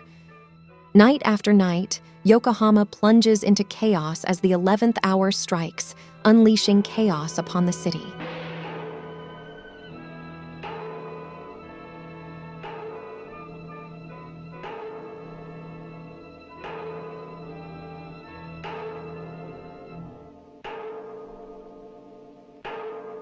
Under the cover of darkness, someone emerges as a saboteur, wreaking havoc on Japanese ships in the harbor. A ship is overturned, and the elusive saboteur slips through the darkness, evading searchlights and sirens. Overhearing his actions, I can't help but wonder if Superman is the force behind the chaos or merely wishful thinking on my part. Clark Kent and I find ourselves prisoners of war, along with other international reporters, trapped within the confines of a house arrest in Japan, suspected of espionage. Are you awake? Well, say, who could sleep for a racket like this? But it's been going on every night since we've been interned. What do you suppose it could be? Could be sabotage, I hope. Me too. But who? Clark, do you suppose... Yes, Lois? Oh, nothing. Just a silly hunch that maybe Superman might be over here. Quiet! Do not talk! The Japanese military, sensing an escalation in tension, elevated their surveillance efforts, pushing their forces into a state of high alert.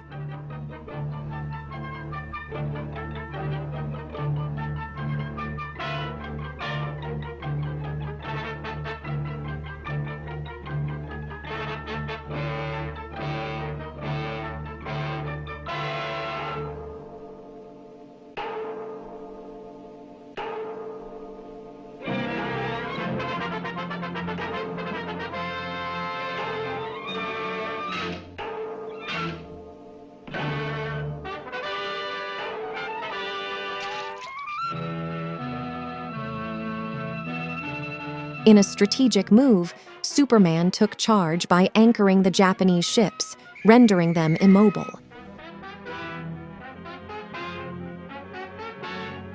Simultaneously, the United States Air Force swooped in, unleashing a torrent of destruction upon the incapacitated vessels.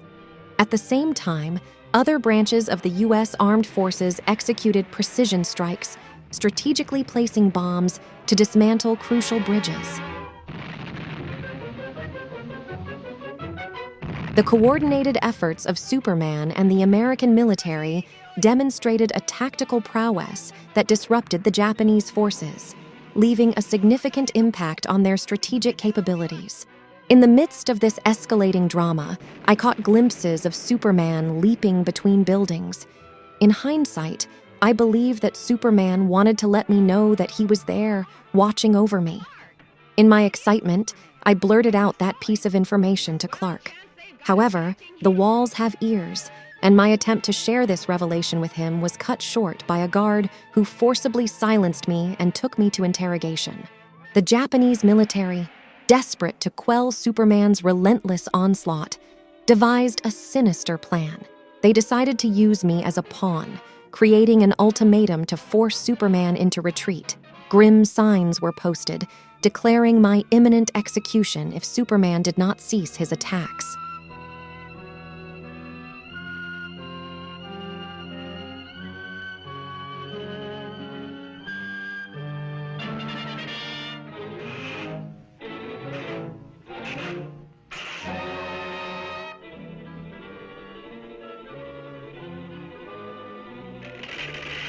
Unbeknownst to the Man of Steel, he continued his onslaught against the Japanese army, oblivious to my impending doom.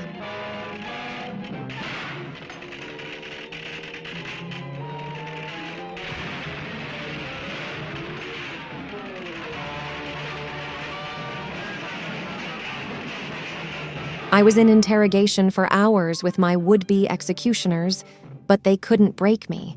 I would not divulge any extra information except that I was a reporter and my name. I am Lois Lane, Daily Planet reporter, no more, no less. I didn't show any fear or beg the general for mercy. I guess I was a formidable foe to him. From beneath my blindfold, I could see his reaction to my nerves of steel. In a heart-stopping moment, I stand blindfolded before a firing squad, the chilling anticipation of imminent death hanging in the air. This was one of those times when I truly felt that I was done for, and my one-man cavalry would not show up. But just as the bullets are about to pierce the silence, Superman appears, shielding me with his invincible presence. What unfolds is a display of unmatched power and determination. Superman effortlessly dispatches the soldiers, rendering their weapons useless against his might. He scoops me up, carrying me to safety, a true friend till the end.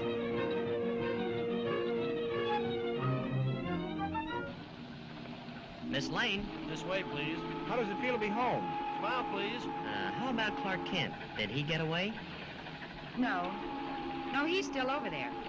But don't worry, Superman promised to look after him. I made it back to home soil intact, while Clark decided to stay behind, as Superman promised to look after him. They seemed to share a symbiotic bond.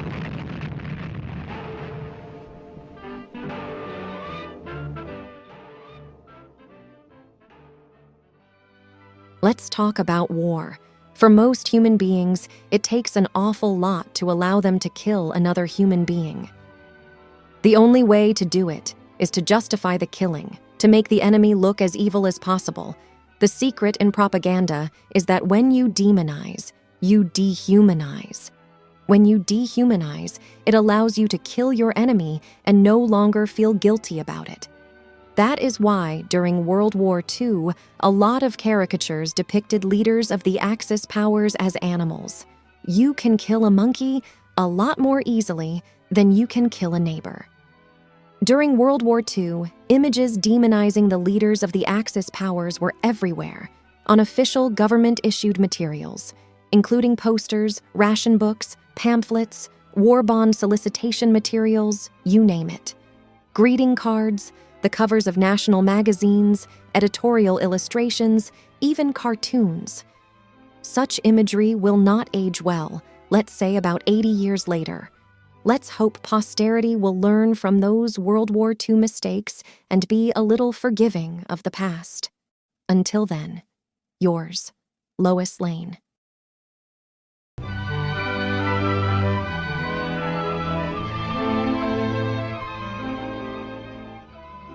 Dear Diary, this week kicked off with a murder.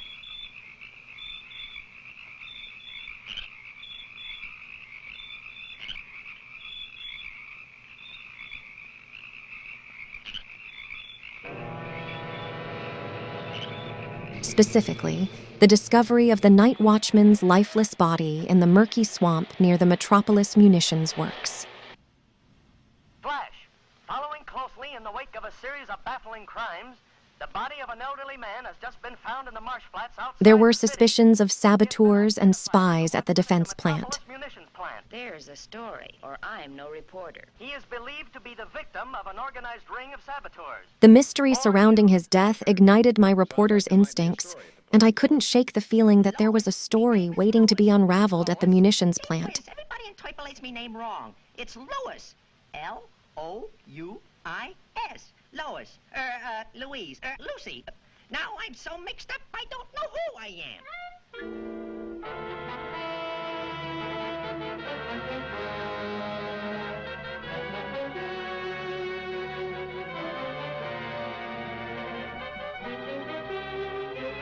Undeterred, I went undercover at the plant after a meeting with the plant supervisor. There, I encountered the new night guard, a kindly, white-haired old man named Bob, leaving the personnel manager's office.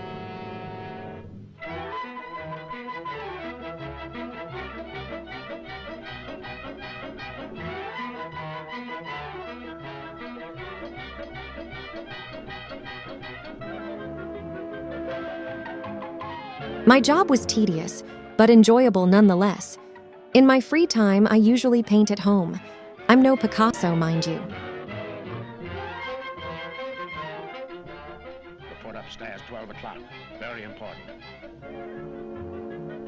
Report upstairs, 12 o'clock. Very important. While working on the factory floor, I overheard the foreman was informing workers about Mr. Jones, one of the supervisors, summoning them to his office upstairs at noon.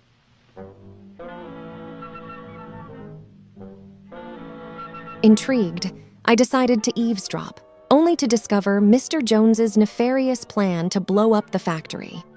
The nightlights were rigged to a case of dynamite, and it was revealed that the workers had killed the night watchman to cover their tracks. It's wired to the switch on the plant floor below. When the new watchman pulls that switch tonight, the whole place will... However, my cover was blown when the criminals discovered me eavesdropping. A thrilling chase ensued.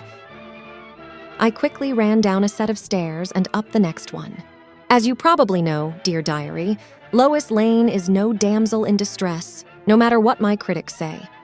Using my skills, I jumped across a window ledge and onto beams. I did my best to evade capture, running along the uppermost beam. One of the saboteurs followed, attempting to catch me. Realizing another was approaching from behind, I swiftly changed direction. Sliding down a support beam one level, I found myself in a situation reminiscent of the volcano Saga. The henchmen remained relentless in their pursuit. I wish my high school gymnastics coach, Mary Lou Retton, could see me now. She would be proud. Despite my efforts, I was captured by the big, burly foreman, bound, gagged, and loaded into a test torpedo with dynamite. What is it with these men always wanting me bound and gagged? Unbeknownst to me, Old Man Bob tried to come to my rescue, but he was incapacitated by the villains. The foreman dropped tons of scrap metal on him, seemingly crushing him. The criminals, as I later found out, were part of the Crime Syndicate of America. They were sabotaging our war effort for the highest bidder, with no allegiance to their own country. Hello, Jones. We're ready for the test. Send out the torpedo immediately. Immediately. Their endgame was to blow up the munitions plant to the ground, along with all the weapons.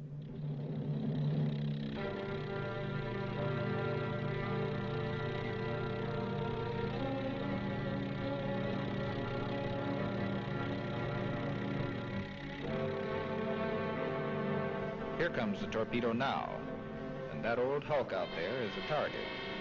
Naturally, for experimental purposes, there is no explosive in the torpedo.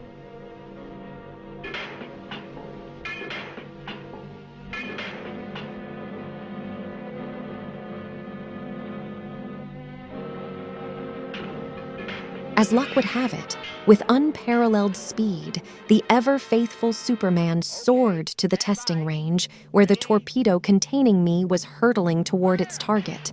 In a breathtaking display of strength, Superman dove into the water and swam at super speed. Intercepting the torpedo, preventing disaster,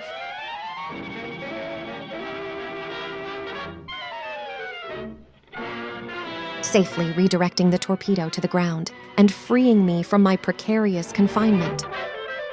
Miss Lane, Miss Lane, are you all right? Superman. They're about to blow up the plant. Once safe, I quickly briefed Superman on Mr. Jones's plan to destroy the munitions factory. Superman confronted the villains, thwarting their attempts to activate the deadly switch. Superman went to town on them as if he were the Brown Bomber himself, Joe Louis. However, Mr. Jones, desperate to salvage his plan, attempted a final act of sabotage by steering a truck loaded with dynamite toward the factory.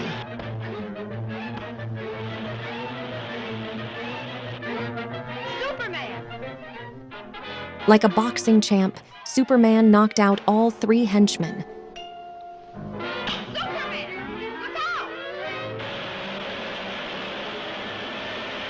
In a heart-stopping moment, Superman hopped into the truck, redirected the truck, and drove it off a cliff while still inside it, saving the plant from certain destruction. Unscathed, he left the scene as Mr. Jones, the foreman, and the workers were arrested for their crimes. In a surprising twist, I revealed to Clark that I had known he was the night guard all along. He couldn't fool me, no matter what disguise he wore. We all know Superman possesses superhuman strength, speed, and endurance. He is also capable of flying and has X-ray vision. But, for the life of me, I had no clue that Superman could swim underwater at super speed. My question for you, my dear diary, is, what if we had an underwater equivalent of Superman? Let's call him Aquaman, for example. Would that Aquaman be faster than our Superman? I think not. Just some food for thought. What do you think? Until next time, my dear diary, yours, Lois Lane.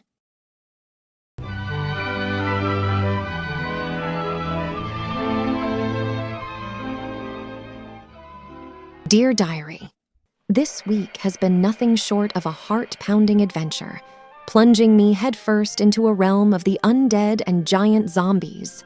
Yes, I said, zombies. The Metropolis History Museum, usually a haven of quiet knowledge, transformed into a battleground where ancient curses and supernatural forces collided. It all began with a murder mystery surrounding the unfortunate demise of archaeologist Dr. Jordan.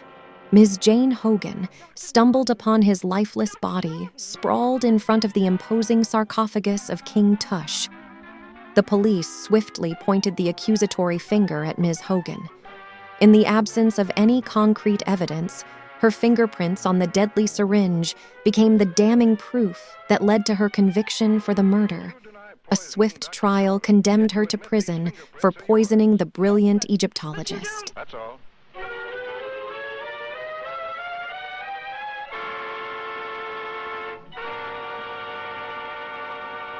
A few days later, a mysterious call from a Dr. Wilson at the Egyptian Museum reached Clark Kent, our very own mild-mannered reporter, urging him to the museum to hear an alternative theory about Dr. Jordan's demise. But I'll be right over.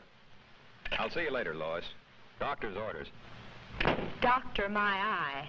Claiming it was a doctor's appointment, Clark made his way to the museum, and naturally, my insatiable curiosity propelled me to tail him discreetly.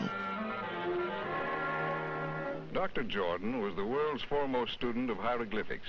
Most of our priceless specimens were brought back by him, even the mummy of King Tush.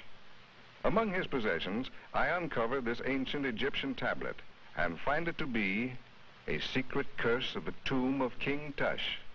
He who disturbs the eternal sleep of King Tush shall perish. This tablet may well be Miss Hogan's passport to freedom. Come with me, please.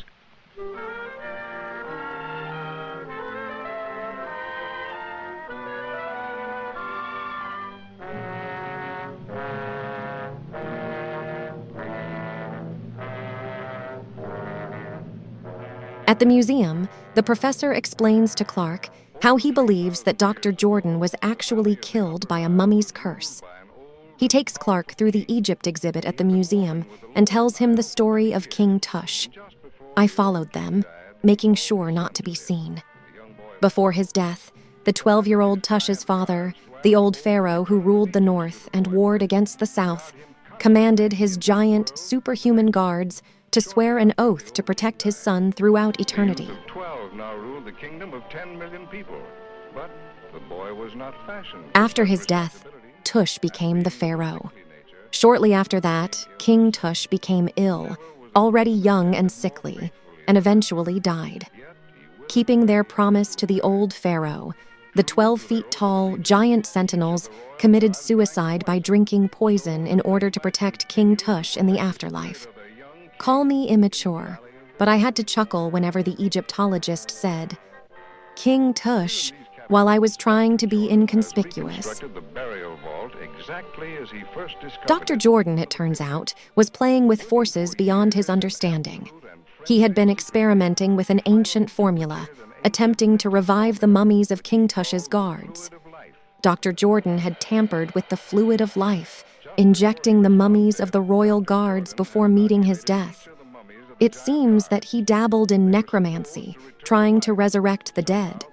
In a chilling revelation, we learned that Dr. Jordan had succeeded in opening the tomb, but fell victim to a poisoned spike, bringing about his demise. But what you don't know, Mr. Kent, and what I am equally certain of, is that Dr. Jordan violated the ancient warning by attempting to open the Clark, seemingly aware of the danger, deftly pressed a concealed button on the sarcophagus.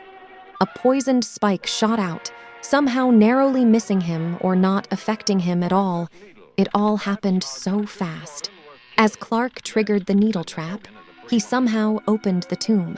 As the sarcophagus creaked open, a radiant light emitted from King Tush's jeweled amulet. Panic set in when I heard my own scream. The mummy of one of the guards revived, setting off a signal that awakened another.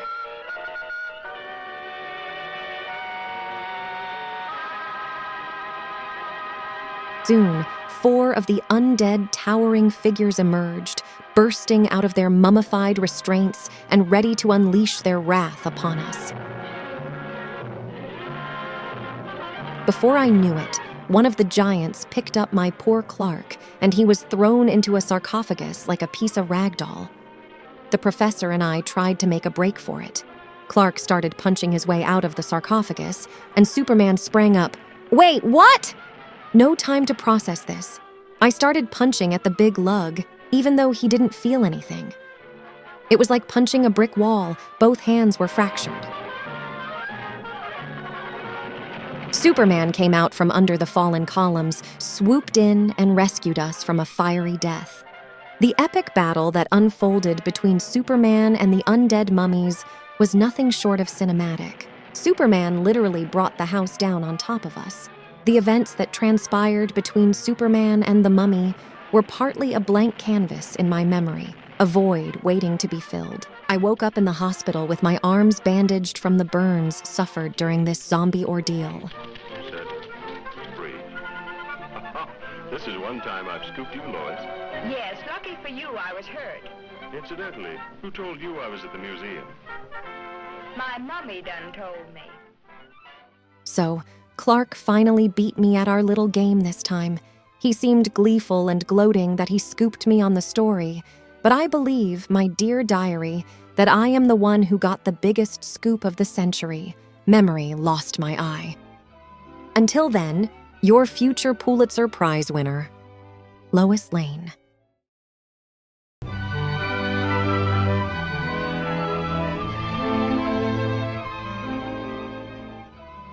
Dear Diary, this month duty called me to embark on yet another covert assignment, and as you and I exchange words, I can't help but pour out the emotions that this mission stirred within me. It laid bare before me the very entities that evoke an intense and visceral hatred within my core, the KKK and Nazis. In my heart, they rank as low as maggots, symbols of all that is despicable and deplorable in this world. To your post! Lie still!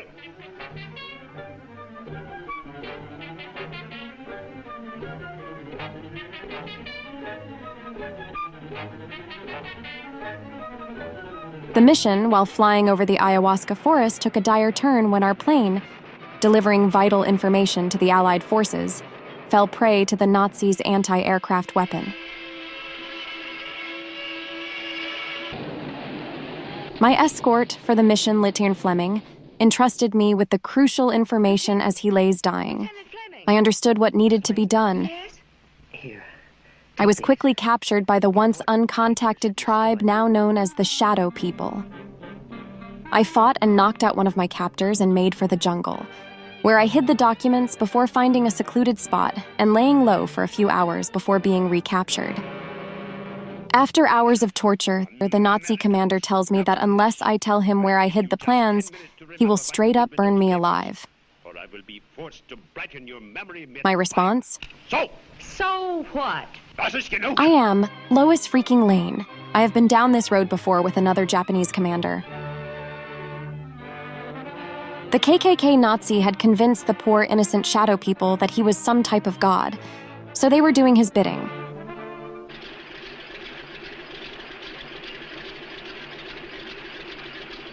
I suppose Miss Lane's plane has reached the convoy by this time, hasn't it?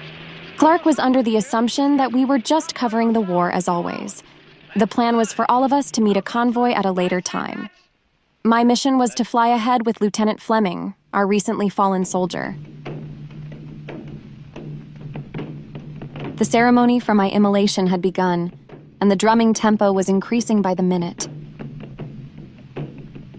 I warn you, Fräulein, unless you talk, I will make no effort to interfere with these natives. Oh, cut the comic opera stuff. Once the ayahuasca trees and plants started burning, I began losing some of my senses, including all types of fear. The Shadow People had turned into caricatures, and the world had turned red.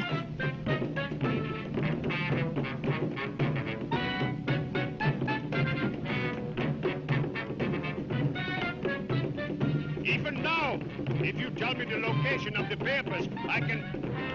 The Nazi officer reveled in sadistic glee as the tribesmen unwittingly unearthed the hidden information. All hope seemed lost as the flames rose around me, threatening to consume the last thread of resistance.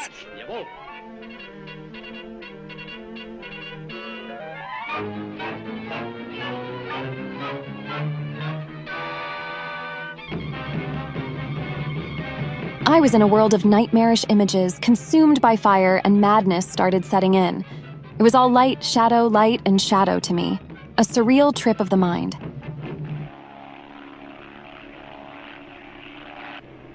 Looks like they're having a party down there. And us not invited. How do you like that? What's that? Unbeknownst to me, Clark noticed our downed plane while flying to our rendezvous point, and parachuted down to the plane's location, searching for us through the debris. At least that is what I was later told by Clark.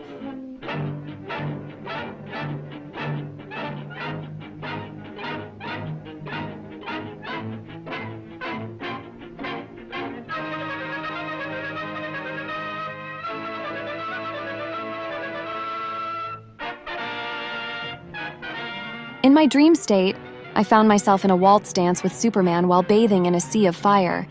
Finally, he swept me up and we both walked out the fire unscathed. The Shadow People froze in terror at the sight of a flying man walking through fire, pulling me out unharmed, and they wanted no part of the Man of Steel.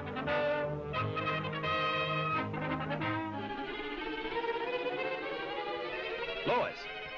The Nazis activated an anti-aircraft weapon to attack Superman.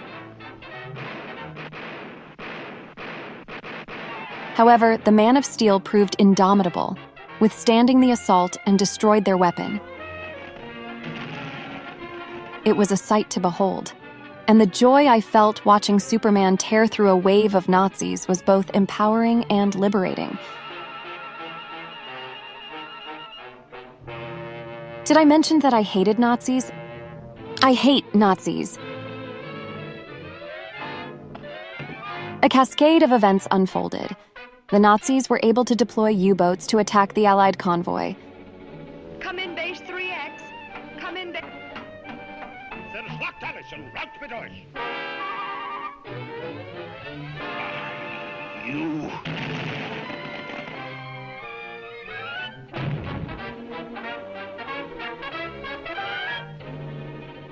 Come in, base 3X. Come in, base 3X. Thanks to Superman, I was able to finish my mission, coordinate and warn the Allies, also give enough time for a squadron of B-52 bombers to wipe out the Nazi fleet. Torpedoes 1 and 2 ready, Herr Kommandant. In the end, the Nazis were handed a swift and embarrassing defeat.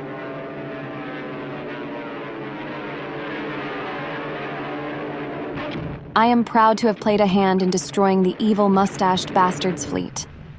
The War Department goes on to say that during this action, an entire fleet of Axis submarines was destroyed by American dive bombers, affording the troop ships a safe crossing. For the mighty mission, praise the Lord. And Mission accomplished. Let's close with the story of female spies whose heroic achievements, courage, and strength outshine James Bond. This sisterhood of spies are a remarkable collection of women who have completed some of the most daring missions in history, using everything in their power to gain information and risking it all for a cause they believed in. They include Mata Hari, Harriet Tubman, the iconic singer and dancer Josephine Baker, the actress Marlene Dietrich, and Virginia Hall, just to name a few. Of the many women who served in the OSS, Field Agent Virginia Hall was one of the most distinguished. Undaunted by her artificial leg, she created a spy network and helped organize and arm French commandos behind enemy lines. Posing as a dairy farmer, she scouted potential drop zones while herding cows. Later, she tapped out Morse code messages over wireless radio to officials in London. She radioed intelligence reports, coordinated parachute drops of supplies, oversaw sabotage missions, and planned ambushes of German soldiers. Virginia Hall was the only female civilian in World War II to receive the coveted Distinguished Service Cross. After the war, Hall became one of the CIA's first female operations officers. These women were in a league of their own. I hope to join them someday. Until then, yours, Lois Lane.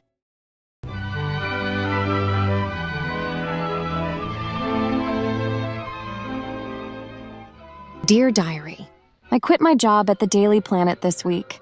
Let me give you the lowdown. It all started when a Professor Henderson comes to the Daily Planet with a proposition for Perry White. Several decades earlier, Dr. Henderson's father discovered a series of caverns that he named the Henderson Caves. The elder Dr. Henderson explored the caves for several years before he mysteriously disappeared in them.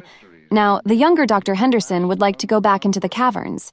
He would like the Daily Planet to fund the expedition, and he would like Clark Kent and I to come along and report on everything we find. Perry, perhaps sensing a way for Clark and me to take a break from the relentless war coverage, approves the venture. And so, armed with excitement, we set off with Dr. Henderson in pursuit of the exclusive story.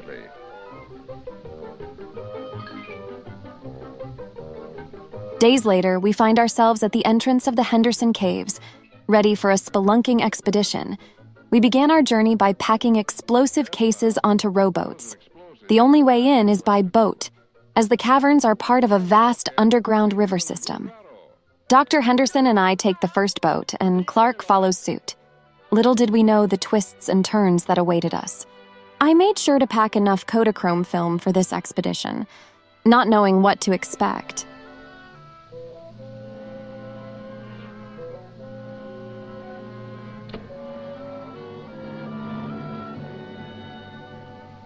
We made our way through the maze of the mysterious caves.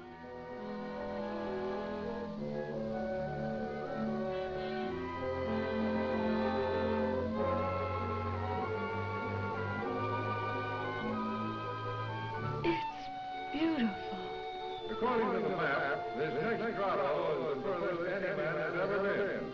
Is that to be our society? That's right.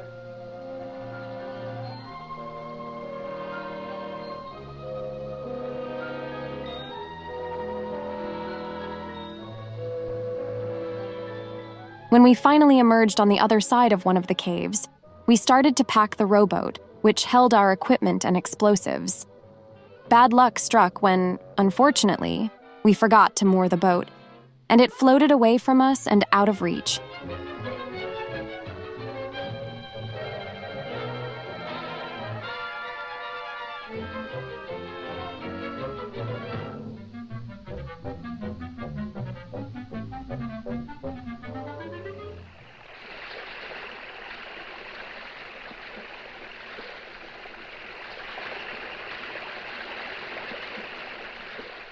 The dynamite. The boat continued to drift away and vanished behind a waterfall, and an accidental explosion reverberated through the caverns. In my heart of hearts, I knew that Clark, who was still on his way, heard the commotion and sensed that we were in trouble.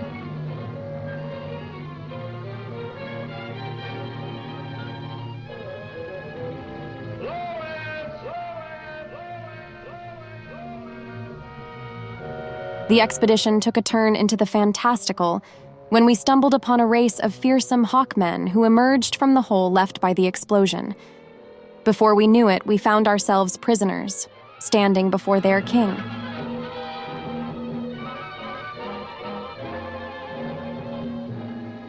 Look at the statue above his head. Above the throne, a giant statue eerily resembled Henderson's missing father, leaving us baffled about its origin. Is that... Yes, my father. But what would they be doing with a statue of him?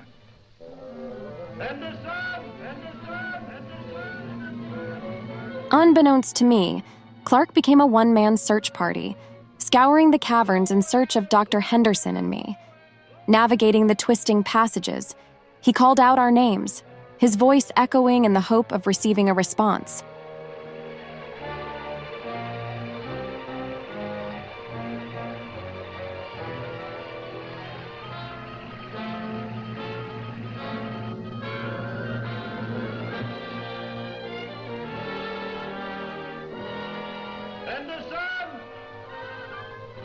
After discovering the entrance to the underground realm, he soon noticed a flying being surveying from above.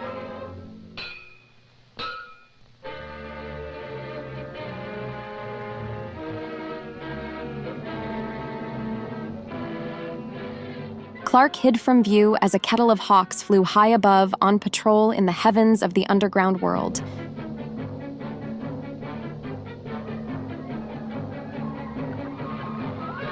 As for the good doctor and me, soon enough, we find ourselves tied to a stone slab, facing an uncertain fate.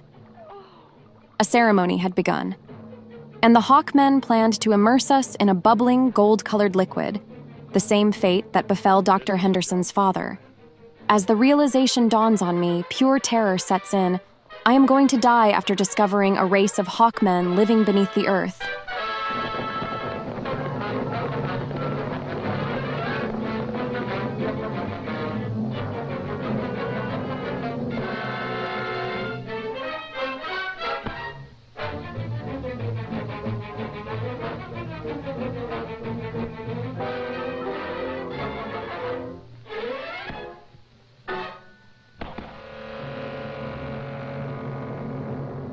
But alas, the investigative reporter in me took over, and I knew that Clark would save me. In 3, 2, 1. And there it was, dear diary. Superman in all his glory, saving me once again in the nick of time, in the most unexpected place, a place where he isn't supposed to be at all. With a multitude of Hawkmen in pursuit and on a warpath, Superman used a grenade to seal the entrance to their world, as well as ours. Newsflash. I decided to part ways with the Daily Planet. Upon returning to the newsroom with a manuscript chronicling our extraordinary adventure, Perry, in an act of disbelief, declared, "No one would ever believe it." The irony of his statement didn't escape me, considering our daily coverage of a superhuman alien defying the laws of reality. Superman. Despite the photo proof from our expedition, Perry White resorted to burning the manuscript, extinguishing the extraordinary truth I had uncovered. I am done. Until the next adventure in life, yours, Lois Lane.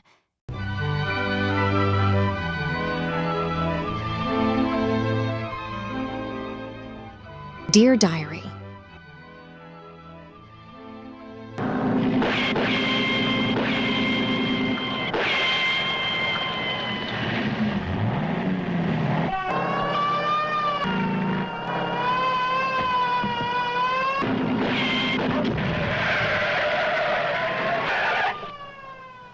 Gosh, that was a close call. It's been a year since I walked away from the Daily Planet, trading my typewriter for a life of shadows and danger. The path I chose was far from easy, but fueled by a burning desire for justice. I entered the world of espionage, a world where truth and deception intertwined in a deadly dance. Today, standing at the precipice of another mission, it all feels like a distant dream. Let me rewind a year, back to the day I left the Daily Planet. It all started with that dreadful day at the Henderson Caves. My heart shattered when I found the proof I'd feared for so long. Clark Kent, my beloved Clark, was also Superman. My world was turned upside down.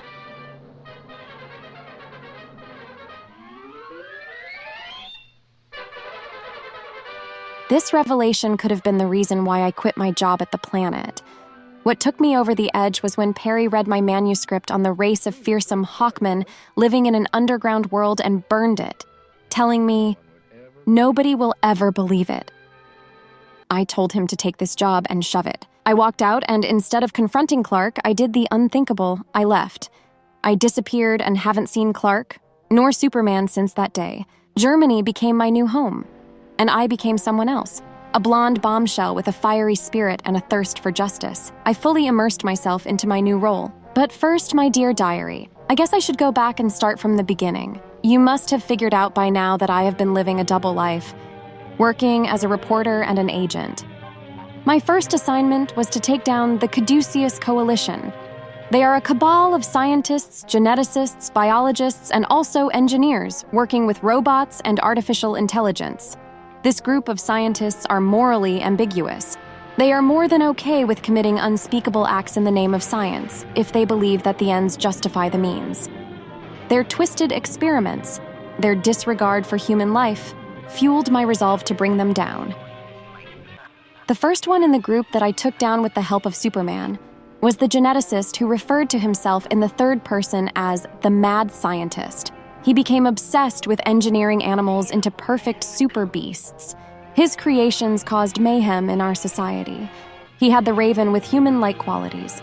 He created the ape, known as Gigantic, which could increase his body size at will and injured so many during his rampage. He had a hand in creating the Giganotosaurus, which caused the deluge where hundreds perished beneath a broken dam. I must admit that I was still green as an agent at that time, and Superman really saved my hide. The mad scientist is now confined to a maximum security cell, far from any labs. His days of manipulating genes and conducting experiments are over, at least for the foreseeable future. My next mission was to stop the evil roboticist and his mechanical monsters. The agency made sure that I was placed at the right place, at the right time to accomplish my mission.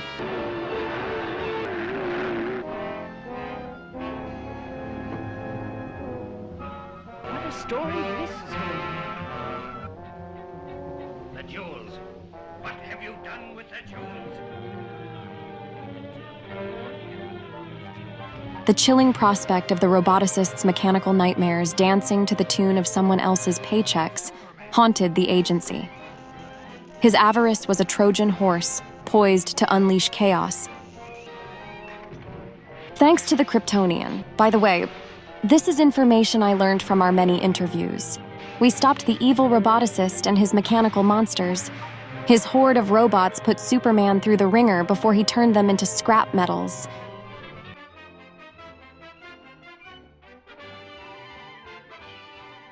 Next up to bat was Dr. Manhattan. He went Batcave crazy thinking Manhattan was his own. His own. Because he was a descendant of the original people who inhabited the island. That would be the Native Americans. Get ready for the greatest story of your career.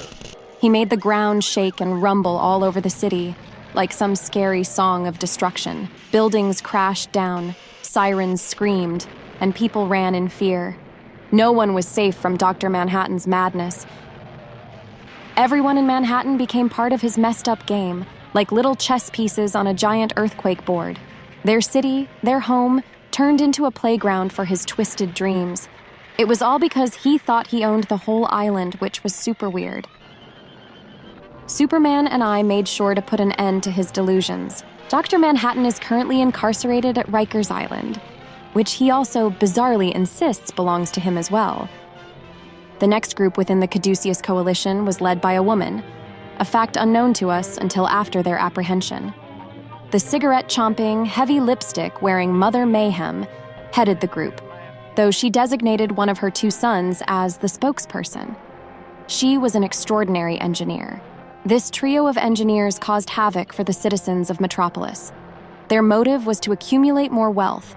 They possessed a flying machine shaped like a bullet, nearly indestructible, capable of high-speed flight, and executing maneuvers that seemingly defied physics.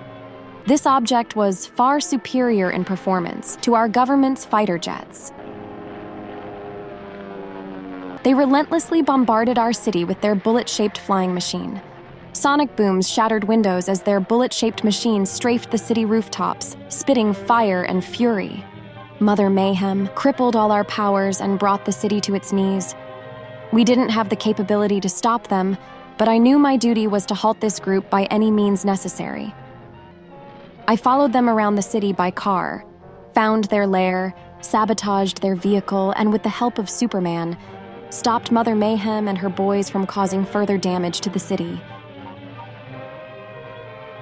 Dr. Dynamo, the final cog in the Caduceus Coalition's twisted machine, cared nothing for human lives. He used a magnetic telescope to pull a green comet, shimmering with death, towards Earth. The comet, dubbed Kryptonite in hushed whispers at the agency, held the key to Superman's vulnerability. Dr. Dynamo's plan was to obtain this comet and use it as a weapon against Superman. This was the one time when I truly felt that I could help the Man of Steel. He became weak once in contact with the kryptonite, but in the end, we devised a plan to send the comet back into space, away from our planet. Dr. Dynamo is still on the loose. We believe that he is hiding somewhere and is in possession of a piece of the comet. This means that Superman is vulnerable to whatever future plans he has in mind. And if Superman is in danger, that means my Clark is also in danger. Speaking of Clark and my immediate predicament, it wasn't a coincidence that I happened to be at Clark's location during my pursuit. I deliberately went to look for him, knowing where he would be on a particular night. He is a creature of habit. Now look here, Kent. You can't pick your assignments. Hurry over and cover that consumers meeting. But, Chief... But nothing. That's final. I left a trail of dead bodies that night as I escaped the enemy's lair with some vital documents. I took down the driver with my last bullet, and now I am unarmed. The gunman's car crashed into the drugstore, and they stole Clark's car. Unbeknownst to me, Clark dashed to catch up to them and grabbed onto the rear of his car. Hot on my tail was the gangster Shades Mulgrew. He's a lieutenant and enforcer for the Crime Syndicate of America. They are in cahoots with a Nazi sleeper cell in here in the U.S. The gunshots caught the attention of a police car, and they started to give chase. The gangsters attempted to shoot at the police, but Clark grabbed one of their guns and got rid of it. Finally, they blew out my tires, but fortunately, the gunmen sped off with Clark hanging on their rear bumper. Gosh, that was a close call. I've got to get to police headquarters immediately.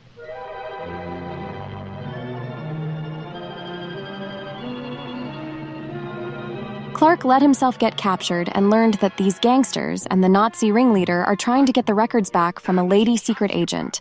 The German Nazi Herr the Monocle was furious with his henchmen's incompetence. Their plan was to stop me at the bridge to the airport. Clark had no clue the secret agent was me, Lois Lane. They are probably the largest and most ruthless gang of saboteurs in this country. I know. For 6 months they thought I was... Safely at the police station, I explained to the police chief that I needed safe passage to take important documents to Washington, D.C., regarding the gang who were just trying to gun me down. For 6 months, I tricked them into thinking that I was a part of them and got records of the members' names and their insidious plans. Safe passage was granted.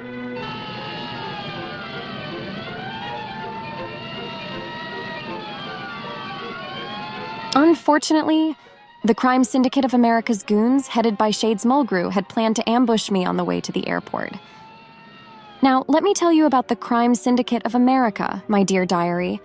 I have tangled with those bozos before. They were the second assignment handed to me by the agency. Those guys are all about the Benjamins, hence their collaboration with the Nazis. Undercover in a factory, overseen by the mob underboss known as Dapper Danny Zuko, became the focal point of my investigation. My mission was to expose saboteurs aiming to undermine our war effort against the Nazis. Unfortunately, my cover was compromised, forcing me to make a swift escape from a tight spot involving some of Danny's thugs.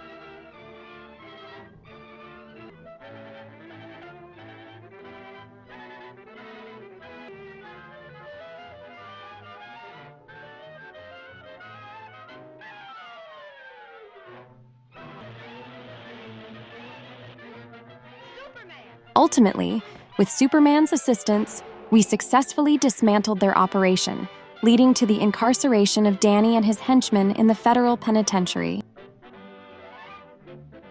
The crime syndicate of America was bleeding money at every turn, as the agency started putting the squeeze on their criminal enterprise. In response, they devised a plan to steal $1 billion in gold from the National Mint. The gold was being transported by train, and they sent out a team known as the 5 o'clock Shadow Gang. Unfortunately for them, I was on board the train, and they made the biggest mistake of firing on me. Do you remember the caper, dear diary? I let loose on those 5 gangsters, screaming out loud, "Eat lead, you dirty rat bastards, and when you get to hell, tell them Lois freaking Lane sent you!" And I kept pumping lead into the pack until my Tommy gun was spent. With a runaway train on my hands, I had to act quickly to ensure it didn't plow into any civilians. There I was, the only one on the train with $1 billion worth of gold, on a collision course with God knows what. Thankfully, at the last minute, my savior Superman came to my rescue and safely brought the gold to the National Mint. As for the 5 o'clock Shadow Gang, 2 of them perished during the gold heist. With the crime syndicate going bankrupt, it gave us a chance to go after the big boss, the mobster known as Eddie G. Robinson. Eddie G. had his back against the wall due to a lack of funds and had to resort to simple small-time robbery to maintain his position as the boss of all the bosses of the crime syndicate of America. In desperation, Eddie G. started pulling several heists with the help of an individual named Bobby Quick. Eddie G. figured that he could kill 2 birds with 1 stone by rising through these heists and blaming Superman for them, having Bobby Quick dress as Superman when committing these crimes. Having lost $1 billion due to Superman's interference was an unforgivable slap in the face to Eddie G., and he wanted Superman to pay for that insult. The public started to turn against Superman, and Superman decided to clear his good name by going after Eddie G. himself. I guess Superman's reputation as a good citizen means a lot to him.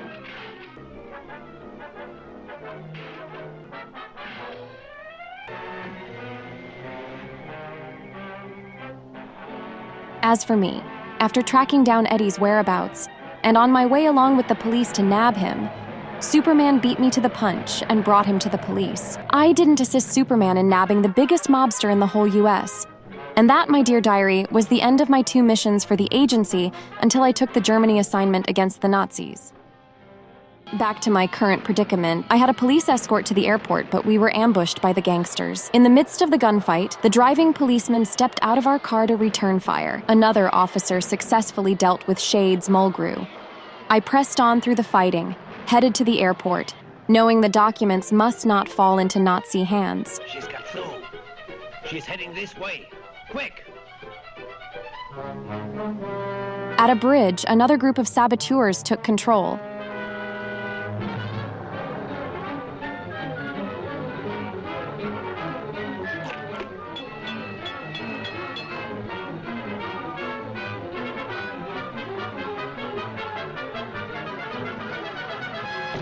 They turned the bridge to block me, but my training kicked in, and I jumped out of my car just in the nick of time. The car drove off the bridge, crashing into an electrical tower.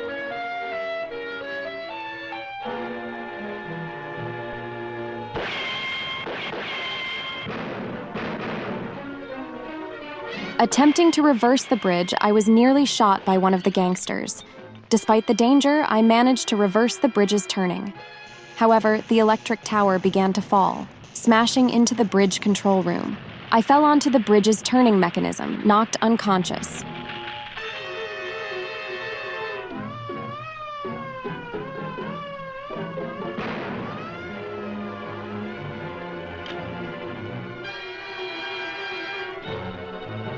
the gangster on the bridge called his superior, reporting my predicament. But police gunfire cut him off. Hello, Erich. Hello, hello. Zum Donnerwetter. Something went wrong. We've got to get... Meanwhile, the Nazi boss and his goons locked Clark in another room and left with his henchmen to retrieve my important documents.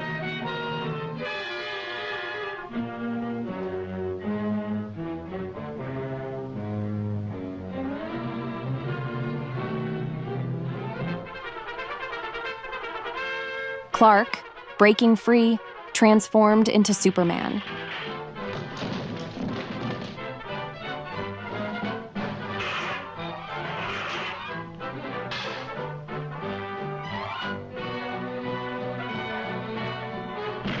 Was ist los? Ist der Norris verrückt geworden?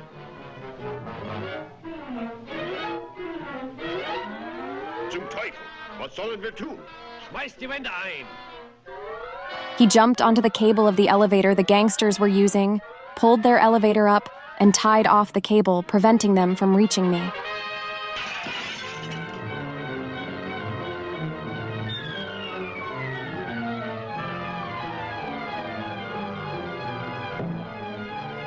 I was seconds away from doom when Superman heard my scream and came to my rescue. As my life flashed before my eyes, I realized that my true love was also Superman, as he is the real person, and Clark is his disguise. I have to accept them both in whichever shape or form. They are both the love of my life. One is a true friend and the other is my forever protector. And I promise to keep their secret safe with me until the day they decide to reveal themselves to the citizens of our planet. Superman picked me up and flew us to Washington, D.C. Still not a word was uttered. All along I was thinking, can you read my mind, Superman? Can you read my mind? If so, I am sorry, my love.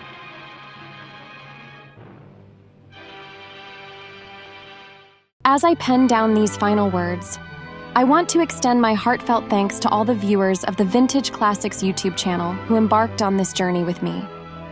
Your support has meant the world as the layers of my story unfolded, and the real Lois Lane was unveiled. Please do consider liking and subscribing to my channel. Until our paths cross again in the next adventure. Peace out. Lois Lane.